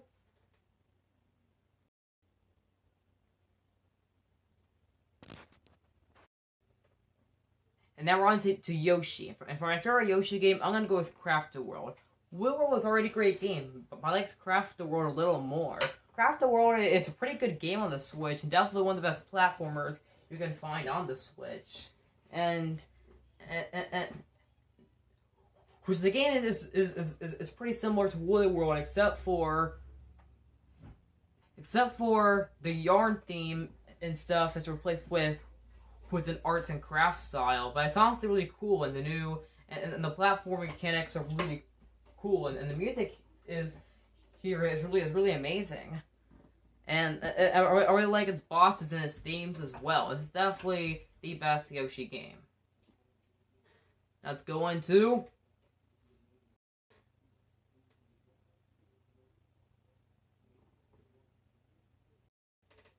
Alright, so next up is WarioWare. And here we go to WarioWare Touched.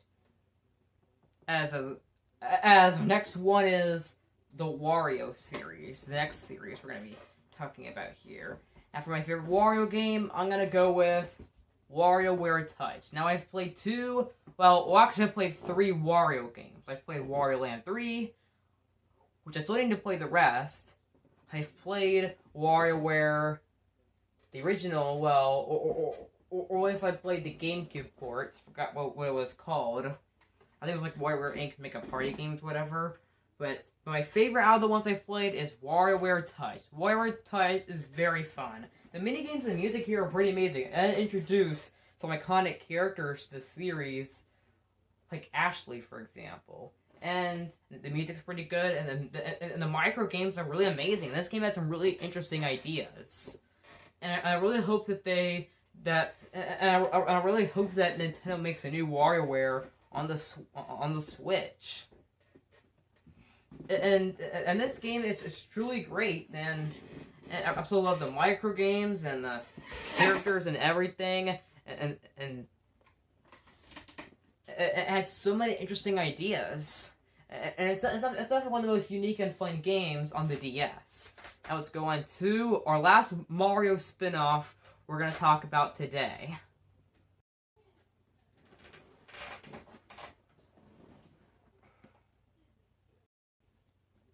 Alright, so next up is Donkey Kong Country Tropical Freeze. I talked about this game in my last video about the top 10 first-party ports and remakes on the Switch. But Donkey Kong Country Tropical Freeze, excellent game. I mean, the music's very good. The level design is some of the best I've seen in a 2D platform. The graphics are really amazing. The characters are very unique and stuff. And the 5 playable characters they have are really cool. And I love the gameplay, the bosses, everything about this game, truly great, and it's definitely my favorite of the Donkey Kong series, which I play all the Donkey Kong Country games. I've played the arcade Donkey Kong games, but my favorite out of them is, of course, this one, Tropical Freeze. Return was already great, but Tropical Freeze took it, and added a new story, new gameplay, new everything. And Retro Studios crafted the perfect sequel, and it's definitely a really underrated gem too. And I highly recommend you go check this out. Which I recommend you get the Switch version. Now let's go on to now we've gotten the Mario spin-offs out of the way, but next up we got.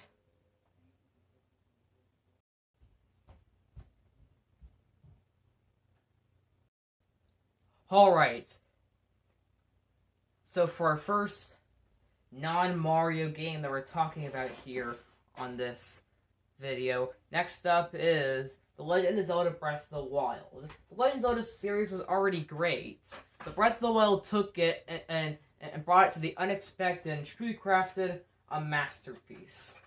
And this is definitely a game that's one of my favorites of all time, and the story is just really great. I like how it takes place in a in a kind of post-apocalyptic Hyrule, kind of. As we'll be saving Calamity Ganon from destroying Hyrule. Well, actually, it's not post-apocalyptic. Actually, scratch that. But I really like the themes of this game, and the gameplay is the best entire series. I love how it's all about open world and exploration, how it has freedom to it, and the characters are truly great. And this game is by far the best in the entire series. If you haven't tried this game yet, definitely go do so. This game really changed the Zelda formula, but in a great way. Yeah.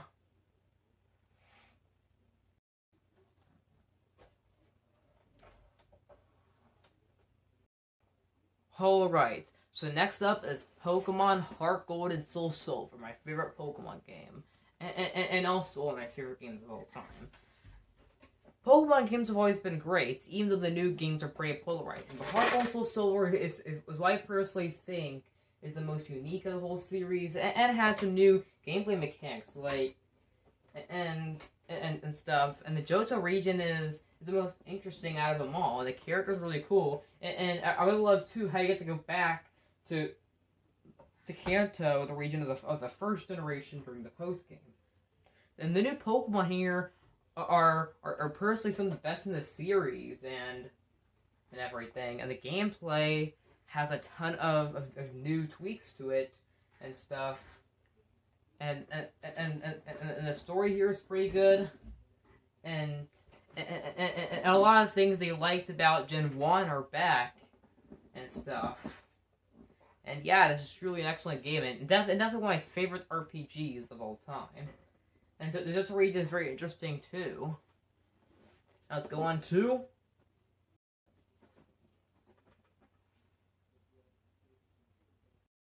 what's better than one game? 2 games. What's better than 2 games? 3 games. And next up here is Metroid Prime Trilogy. The Metroid games are already great, but Nintendo and Retro Studios decided to take the 2D formula for their next installment on the GameCube, and decided to and for its sequel that was also on the GameCube, and then the third game on the Wii. And if those games, they decided to take the 2D formula and turn it into first person, and the first person gameplay here is really cool, and this is something the most fitting for a 3D Metroid game. It's everything a Metroid game should be.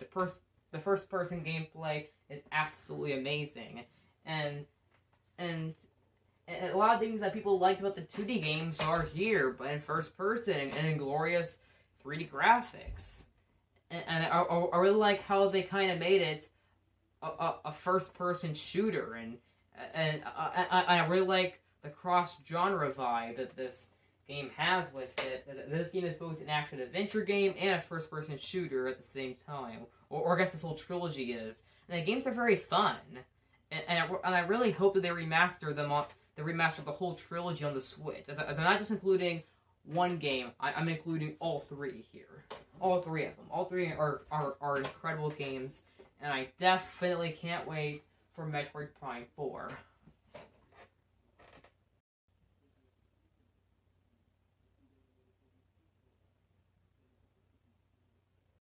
So now we're on to Fire Emblem. My favorite Fire Emblem game. Now I've only played 3 Fire Emblem games.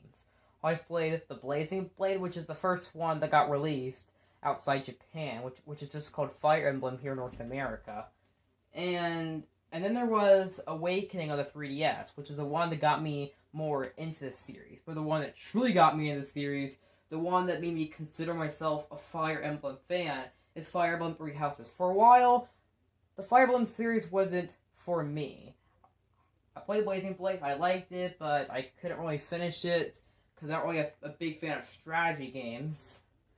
But I tried Awakening after I heard about the casual mode, and I loved it, and made me more interested in the series. And I played Three Houses, and then everything changed. And I now consider myself a Fire Emblem fan, and I really want to try out the rest of the series, because this game is absolutely a masterpiece. I really like how they set it in a school. I really like the graphics too, and the three houses mechanic is pretty good. And the characters have really good personalities, and the story is very good too. Even though the game has 4 different stories, which 2 of them you get inside the Black Eagles route, or there's a secret route inside the Black Eagles route. And the characters here are very good. I really like how you get to interact with them. And I really like, too, how whenever you're on days off, whenever you're not fighting on a battlefield, I really like, too, how you get to explore the monastery at Garrick Mach and stuff. And it's very fun. And the Fulton region is pretty interesting. And the gameplay is very good. The story is very cool. And all 4 stories are very interesting. And it's definitely a must-play. And the characters are very good. And the music here is absolutely great. And everything. And this is definitely one of my favorite games now on the Switch.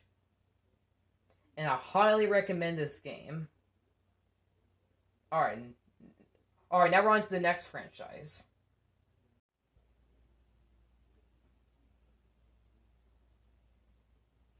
So next up is Xenoblade. Now there's currently 4 Xenoblade Chronicles games.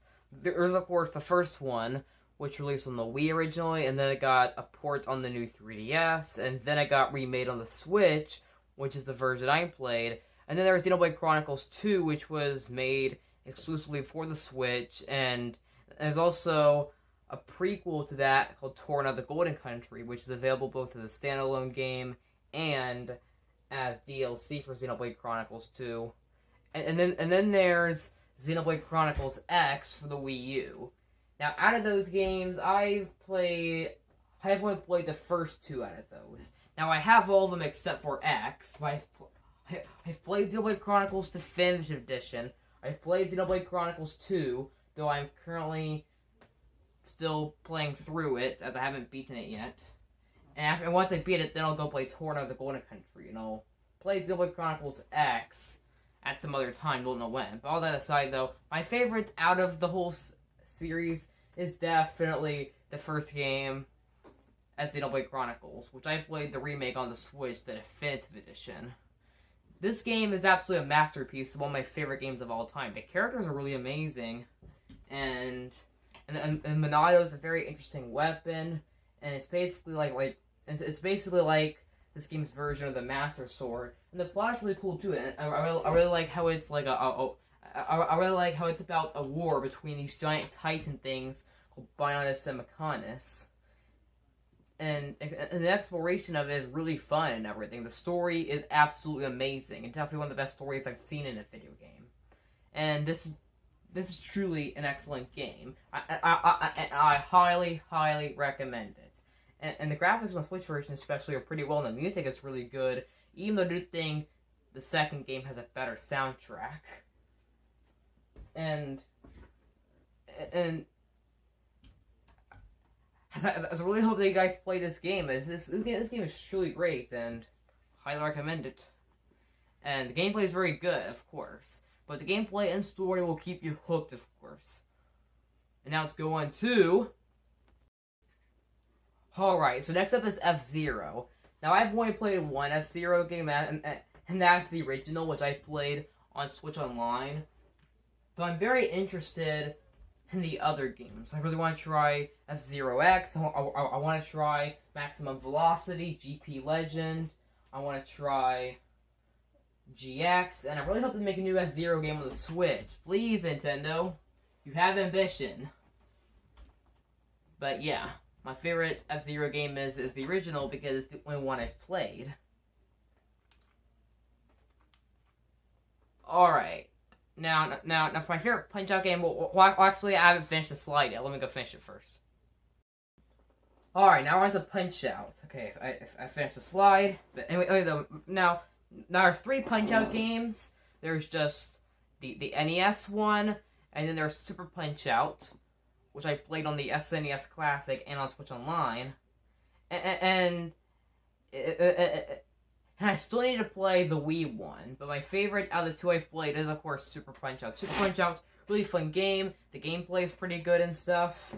And it's definitely better than the original. And it's a shame that Nintendo hasn't made a new Punch-Out game in over 10 years. I mean, it's been 12 years since the Wii game, and I really hope they make a new one on the Switch. Come on, Nintendo. But here's one that I'm actually going to go in depth about. So they didn't really go in depth about Super Punch-Out or F-Zero.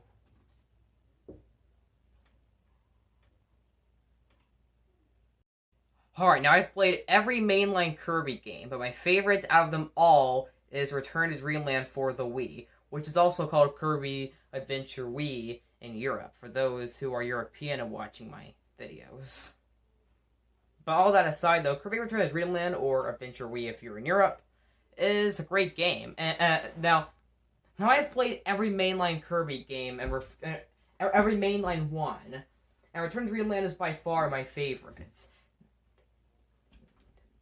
The game is one of the most unique Kirby games. The level design is the best in the entire series. I really love the multiplayer aspect of it, and I really like how you get like multiple. I really like how you get these cool attacks with the characters, and how you get like special abilities with them. It's absolutely amazing, and the gameplay here is very good. Definitely the best in the series, and the graphics are pretty good too for a Wii game. It's definitely one of my favorites.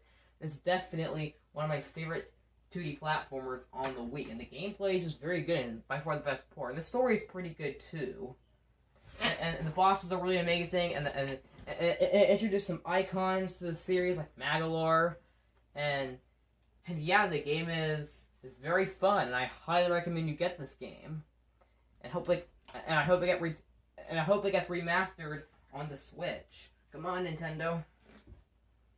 But yeah, Return to Dreamland, excellent game. And the gameplay is very good, has a good story, bosses are pretty good, it's very fun, and yeah.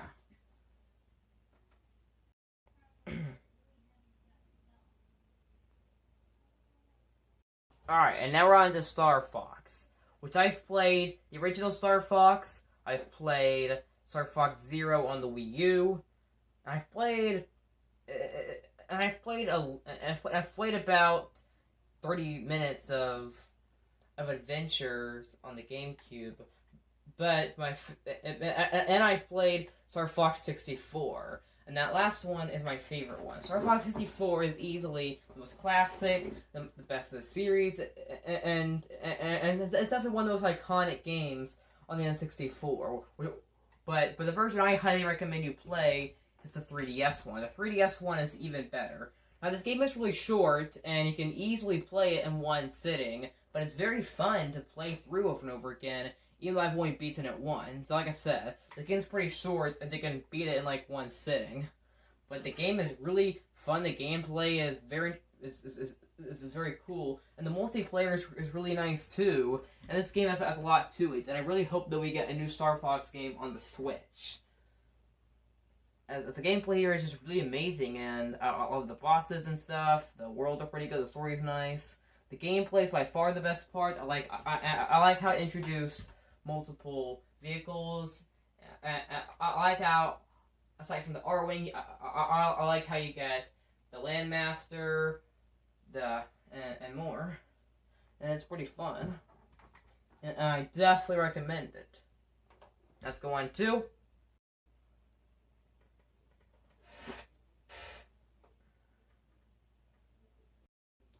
Alright, now we're on to Animal Crossing, which I'm a big Animal Crossing fan. I have played every single mainline and spin-off Animal Crossing game. Yes, I've even played Amiibo Festival. All that aside, though, my favorite is definitely New Horizons, which is a lot of people's favorite. And pretty much almost every Animal Crossing fan's favorite. I mean, this game is truly masterpiece. And it's definitely one of the best games you can play right now on the Switch, and definitely in my top 10 Switch games. The Animal Crossing games were already great, but this one takes it to the next level by putting you in a deserted island and making you explore it and build it, and basically, and and basically take it over and control it, and it's very fun, and the gameplay here is really nice and stuff. The graphics are very good, and this game has so much to it, definitely, as I'll be spending tons and tons of time in this game. If you haven't played this yet, definitely go do so. But let's get on to...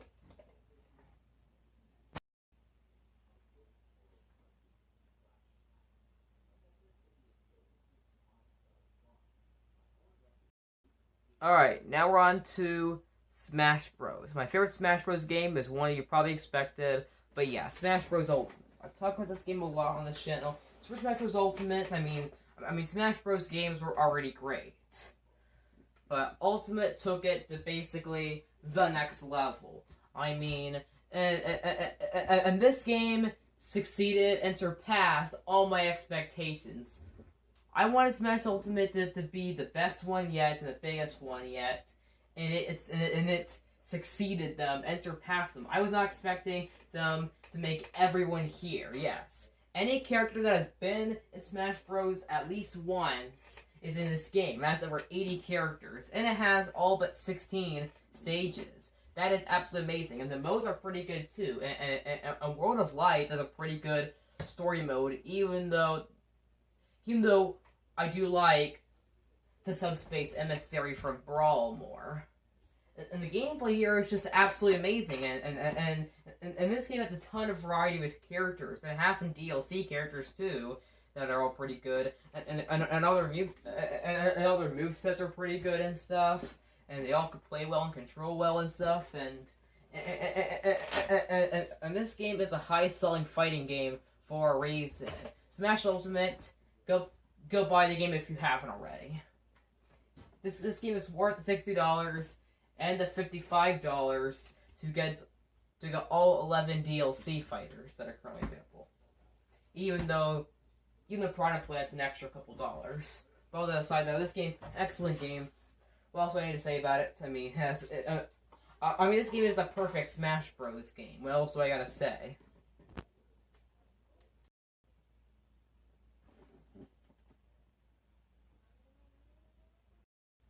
And next up here is Splatoon. Now, there's only 2 Splatoon games, and I've played both of them. I've played Splatoon 1, of course, but pretty much almost every Splatoon fan is going to say that the second one is their favorites. But of course, Splatoon 3 is going to dethrone it in 2022. But all that aside, though, Splatoon 2, excellent game. Of course, Splatoon 3 is going to be even better when that happens, which is going to be next year. Splatoon 2 is an excellent game, I mean, and the first one was already good, but the second one took it to the next level by adding tons of things new. I mean, and the gameplay is even better than ever, and the new story modes, they have 2 of them now, one of which is DLC. They even added the option to play as an Octoling. Who would expect that? This game had so much unexpected, but in a good way. This game is truly, and I mean truly, one of the best shooters you can play nowadays. And truly a good game. And the gameplay here is really, really good. But we'll have to see how things are when Splatoon 3 releases, which is going to be even better.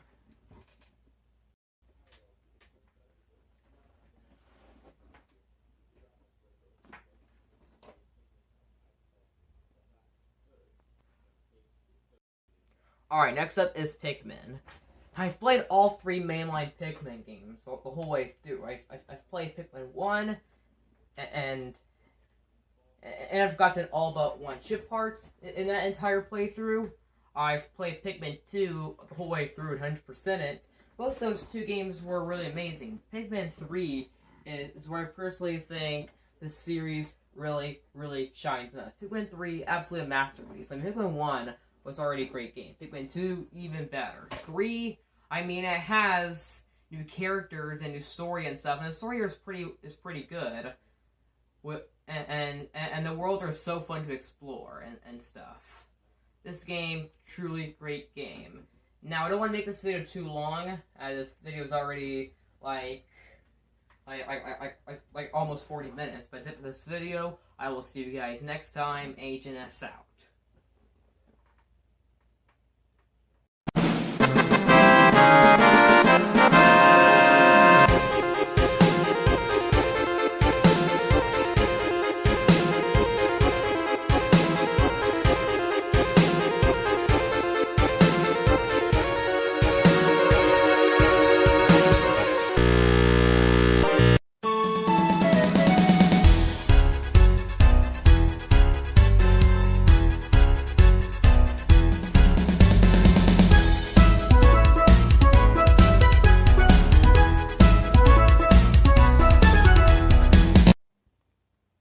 Greetings gamers, Agenison, and I love the Wii. It has a very special place in my heart because it is a console that has had a very important role in my life. This console is the reason why I consider myself the way I am now. The Wii was probably the first game console I ever played. It might have been the first game console I ever played, and the Wii has a ton of great games. Sure, it has some third-party shovelware, but it had a really amazing first-party lineup, and some good third-party exclusives as well, aside from the shovelware. Now, I did make a top 10 Wii games list already back in May 2020. However, it was pretty cringe and pretty bad, as I look around the camera way too much, and yeah, it was a really weird video and just not very good. So, and that's why I'm going to be remaking it. And, but without further ado, let's go.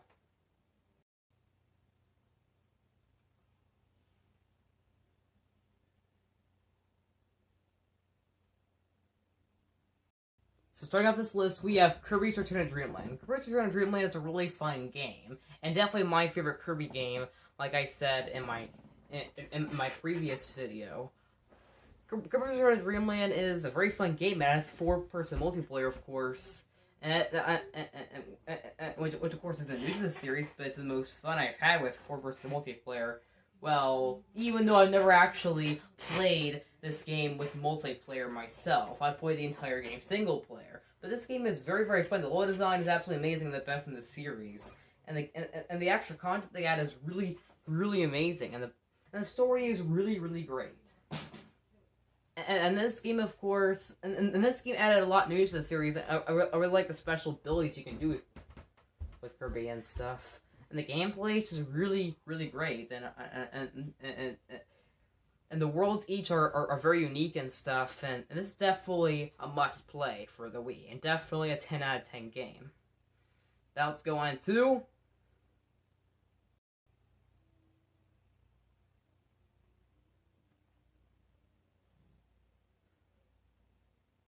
So next up here is Super Paper Mario. Super Paper Mario, it's got a slight bit of criticism for changing up the formula, but unlike the changes in the last 3 games, even though I liked the Origami King, like I said before, but you guys know that I hate Sticker Star, and I think Color Splash is okay. I've said that before in my other videos. But Super Paper Mario, it's actually a great game. It's not as good as the first 2 games, but this game actually lives up to them, honestly. And it's still a great game. I honestly like the change. I mean, this game still has the humor and charm and the fun and all that of the first 2 games, but puts it in a more 2D perspective. And this game's also a cross-genre between a platformer and an action RPG. The previous 2 games were turn-based, but this time it's an action RPG, and the only game in the series to be an action RPG, and it's also a platformer at the same time. I honestly like the cross-genre change. I really like it. It's very good, and the gameplay here is really amazing. And the story in this game is where this game gets the most praise. I mean, the story in this game is absolutely excellent. And the world in this game is very interesting and definitely one of the best parts of the game. The gameplay is just really, really fun overall. So yeah, try this game if you haven't already. Let's go on to number 8.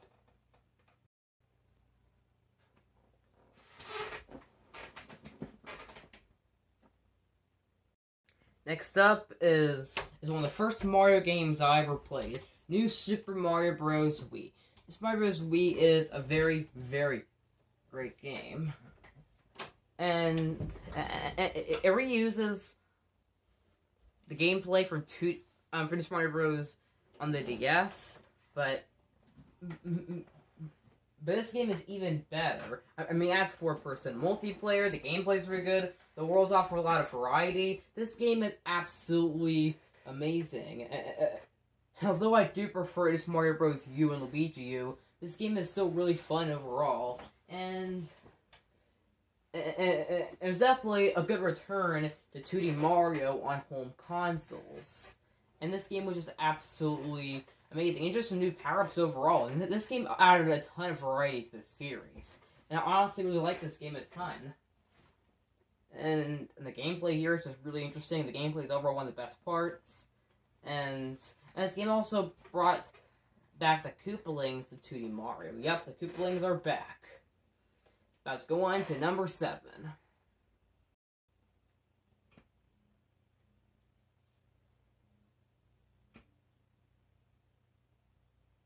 Next up, we got Donkey Kong Country Returns. The Donkey Kong Country games were really great. However, after Microsoft bought Rare, it was unclear whether there was ever going to be a new Donkey Kong Country game or not. Well, Retro Studios, developers of the Metroid Prime trilogy, brought the series back into new life with Donkey Kong Country Returns. And this game, absolutely amazing. And as it now adds multiplayer, and the level design here is really, really excellent. And this game is very hard. You're gonna die a ton, but it's definitely rewarding, and this game is just absolutely excellent. And the gameplay here is just so great overall. And all the bosses and things, and the music here is just really nice, and everything about this game is just really great. Even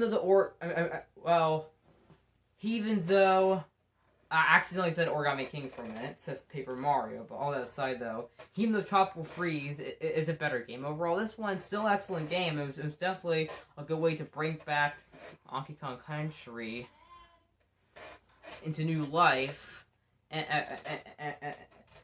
this game is definitely worth playing.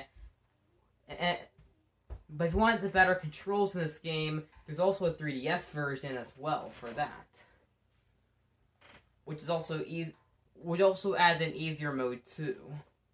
That's the version I'd recommend getting. But let's go on to number 6.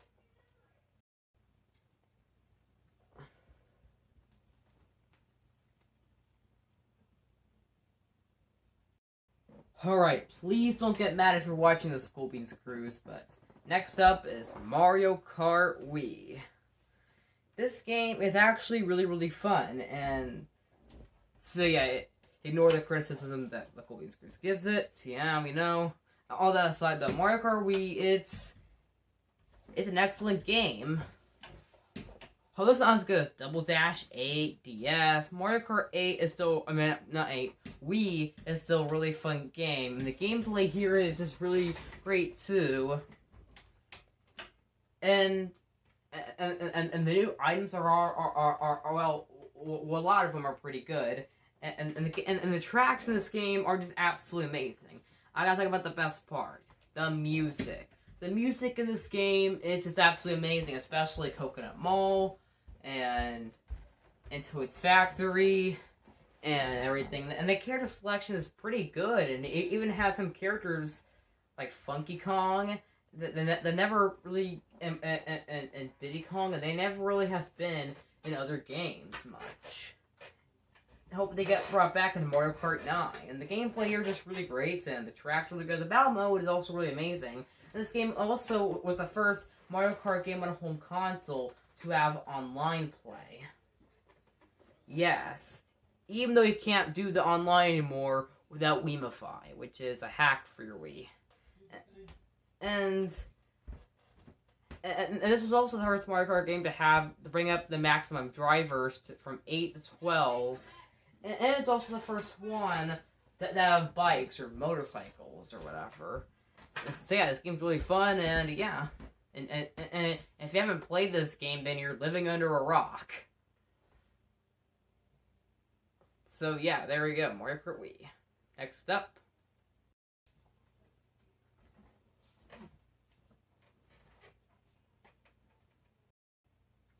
Alright, next up we got Super Smash Bros. Brawl, which was, during development, one of the most anticipated Wii games ever. This game was definitely worth the wait for those people who were overly anticipating the game and stuff. And this game is so heavily anticipated that Sakurai even posted daily updates about this game on Smash Dojo. Anyway, though, Super Mario Bros. Brawl was definitely a revolution for the series, and the gameplay here was just really great overall. And it even has the best part, the Subspace Emissary mode, which is very fun, and I love it. And the gameplay here is just really great, and yeah. And this game has such a good character roster. And the stages in this game are just truly great, and everything about this game it's definitely one of the best games on the Wii, and definitely one that you need to get if you haven't already. And the flyer selection is very good. The stages are very good. The modes are just really, really great, and I love it. Smash Bros. Brawl is just excellent game, and it's definitely just about perfect. And I love the Subspace Emissary mode, and I can honestly say that it's better than World of Light. And the characters here are just really great and introduce a lot of new staples. And this game's also the first time that we had non-Nintendo characters in Smash. This game had Sonic the Hedgehog and Snake from Metal Gear Solid, and that was just really mind blowing. And I can honestly say that I like this game more than Melee and all the other Smash games except Ultimate. This game is just really, really incredible. The gameplay here is just really great, and the graphics were really great too for Wii game and stuff. Even though Smash Ultimate and Smash for Wii U have better graphics. Now let's go on to number 4.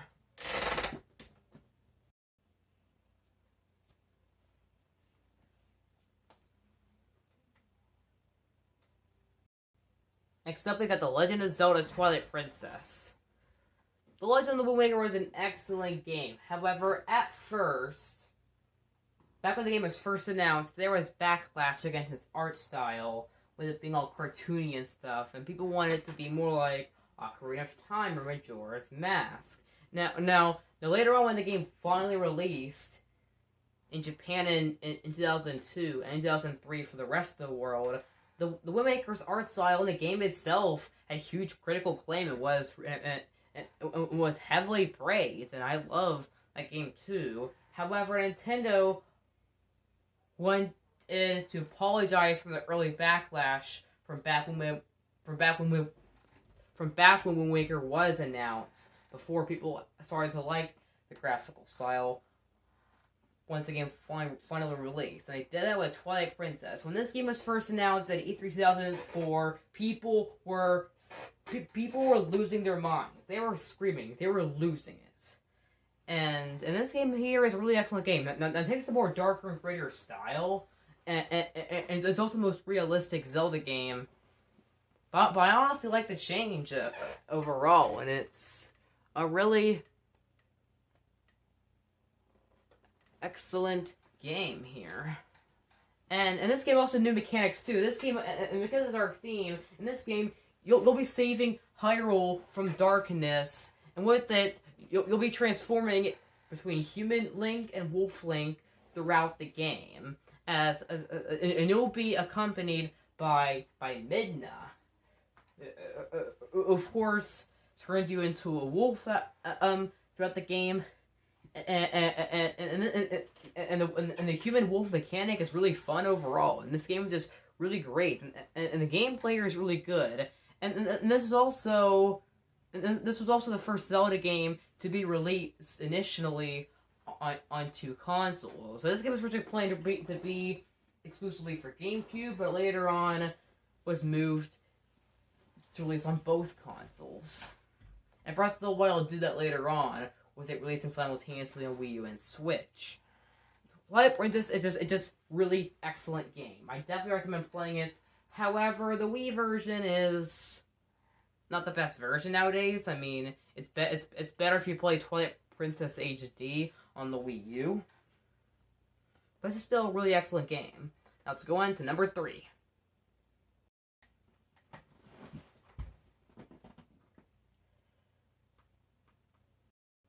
Next up, we got Metroid Prime Trilogy. Yes, that's right. Metroid Prime 1 and 2 were already great games on the GameCube.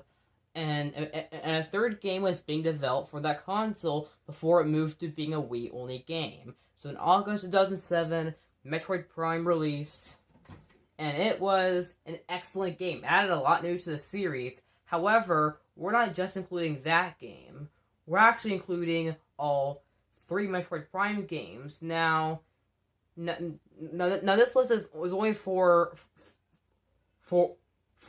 original games released on the Wii. However, because Metroid Prime 3, it is an original game for the Wii that released originally on the Wii and originated on that console, I'm including the entire trilogy here. Metroid Prime 1, Metroid Prime 2, Metroid Prime 3, all are excellent games and are either 9.5 or 10 out of 10 games. All 3 games are really unique from each other and each have a really interesting planet to explore, and the first-person exploration is really amazing. It's definitely my favorite first-person game ever, and I really like too how they made it in a more realistic style. Metroid is really fitting for it, honestly.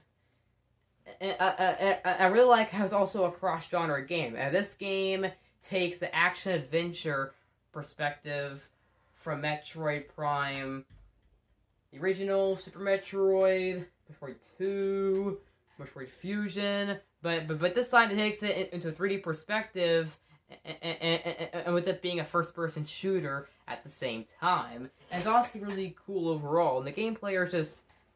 And this game is just very fun, and this game has a ton of exploration, and in a very good way. And this game has a ton of things to collect too, and has some very unique stuff to it. And I definitely can't wait for Metroid Prime 4, as all 3 of these games are just truly excellent. Now let's go on to number 2.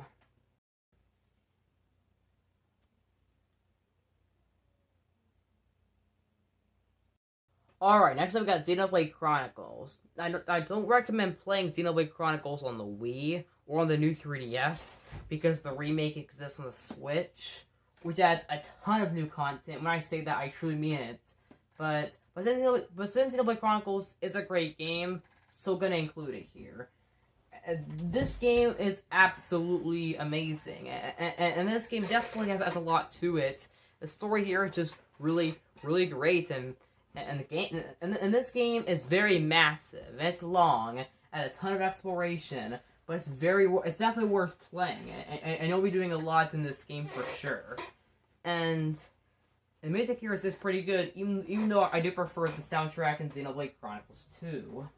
And the gameplay here, yep, is great, and the world is by far one of the best parts, and its big size definitely adds a lot of quality to this game. This game definitely perfect. Like I said before, this is one of my favorite games of all time, even though I played the definitive edition on the Switch, as I never played the original game. And like I said, I don't recommend playing the original or the new 3DS version, because, definitive edition exists, but since the game is great. Anyway, still gonna count it here. Let's go on to number 1, which I think you guys know what it is.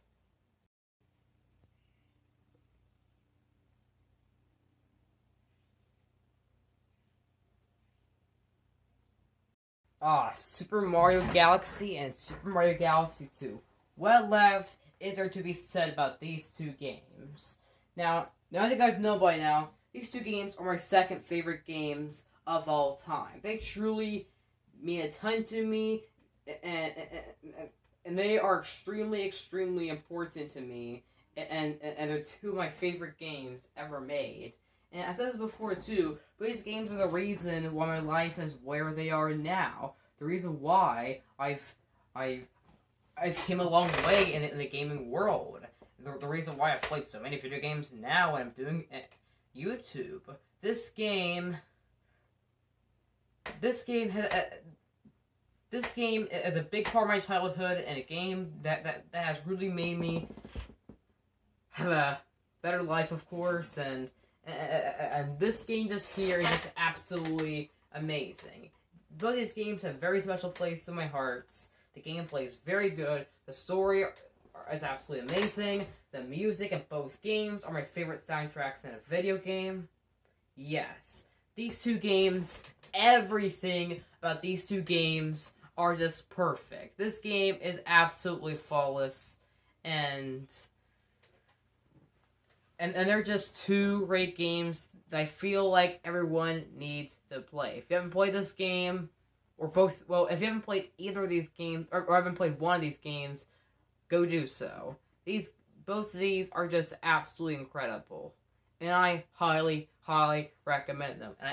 And I really can't recommend them more. Just go play them right now. And with this video, I will see you guys next time. Agent S out. Hope you enjoyed my second top 10 remake.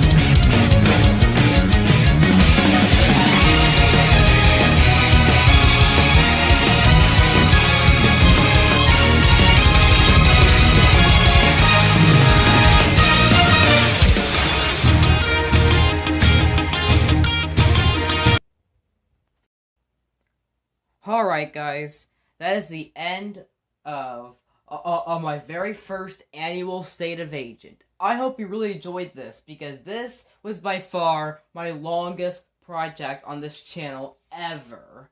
After all,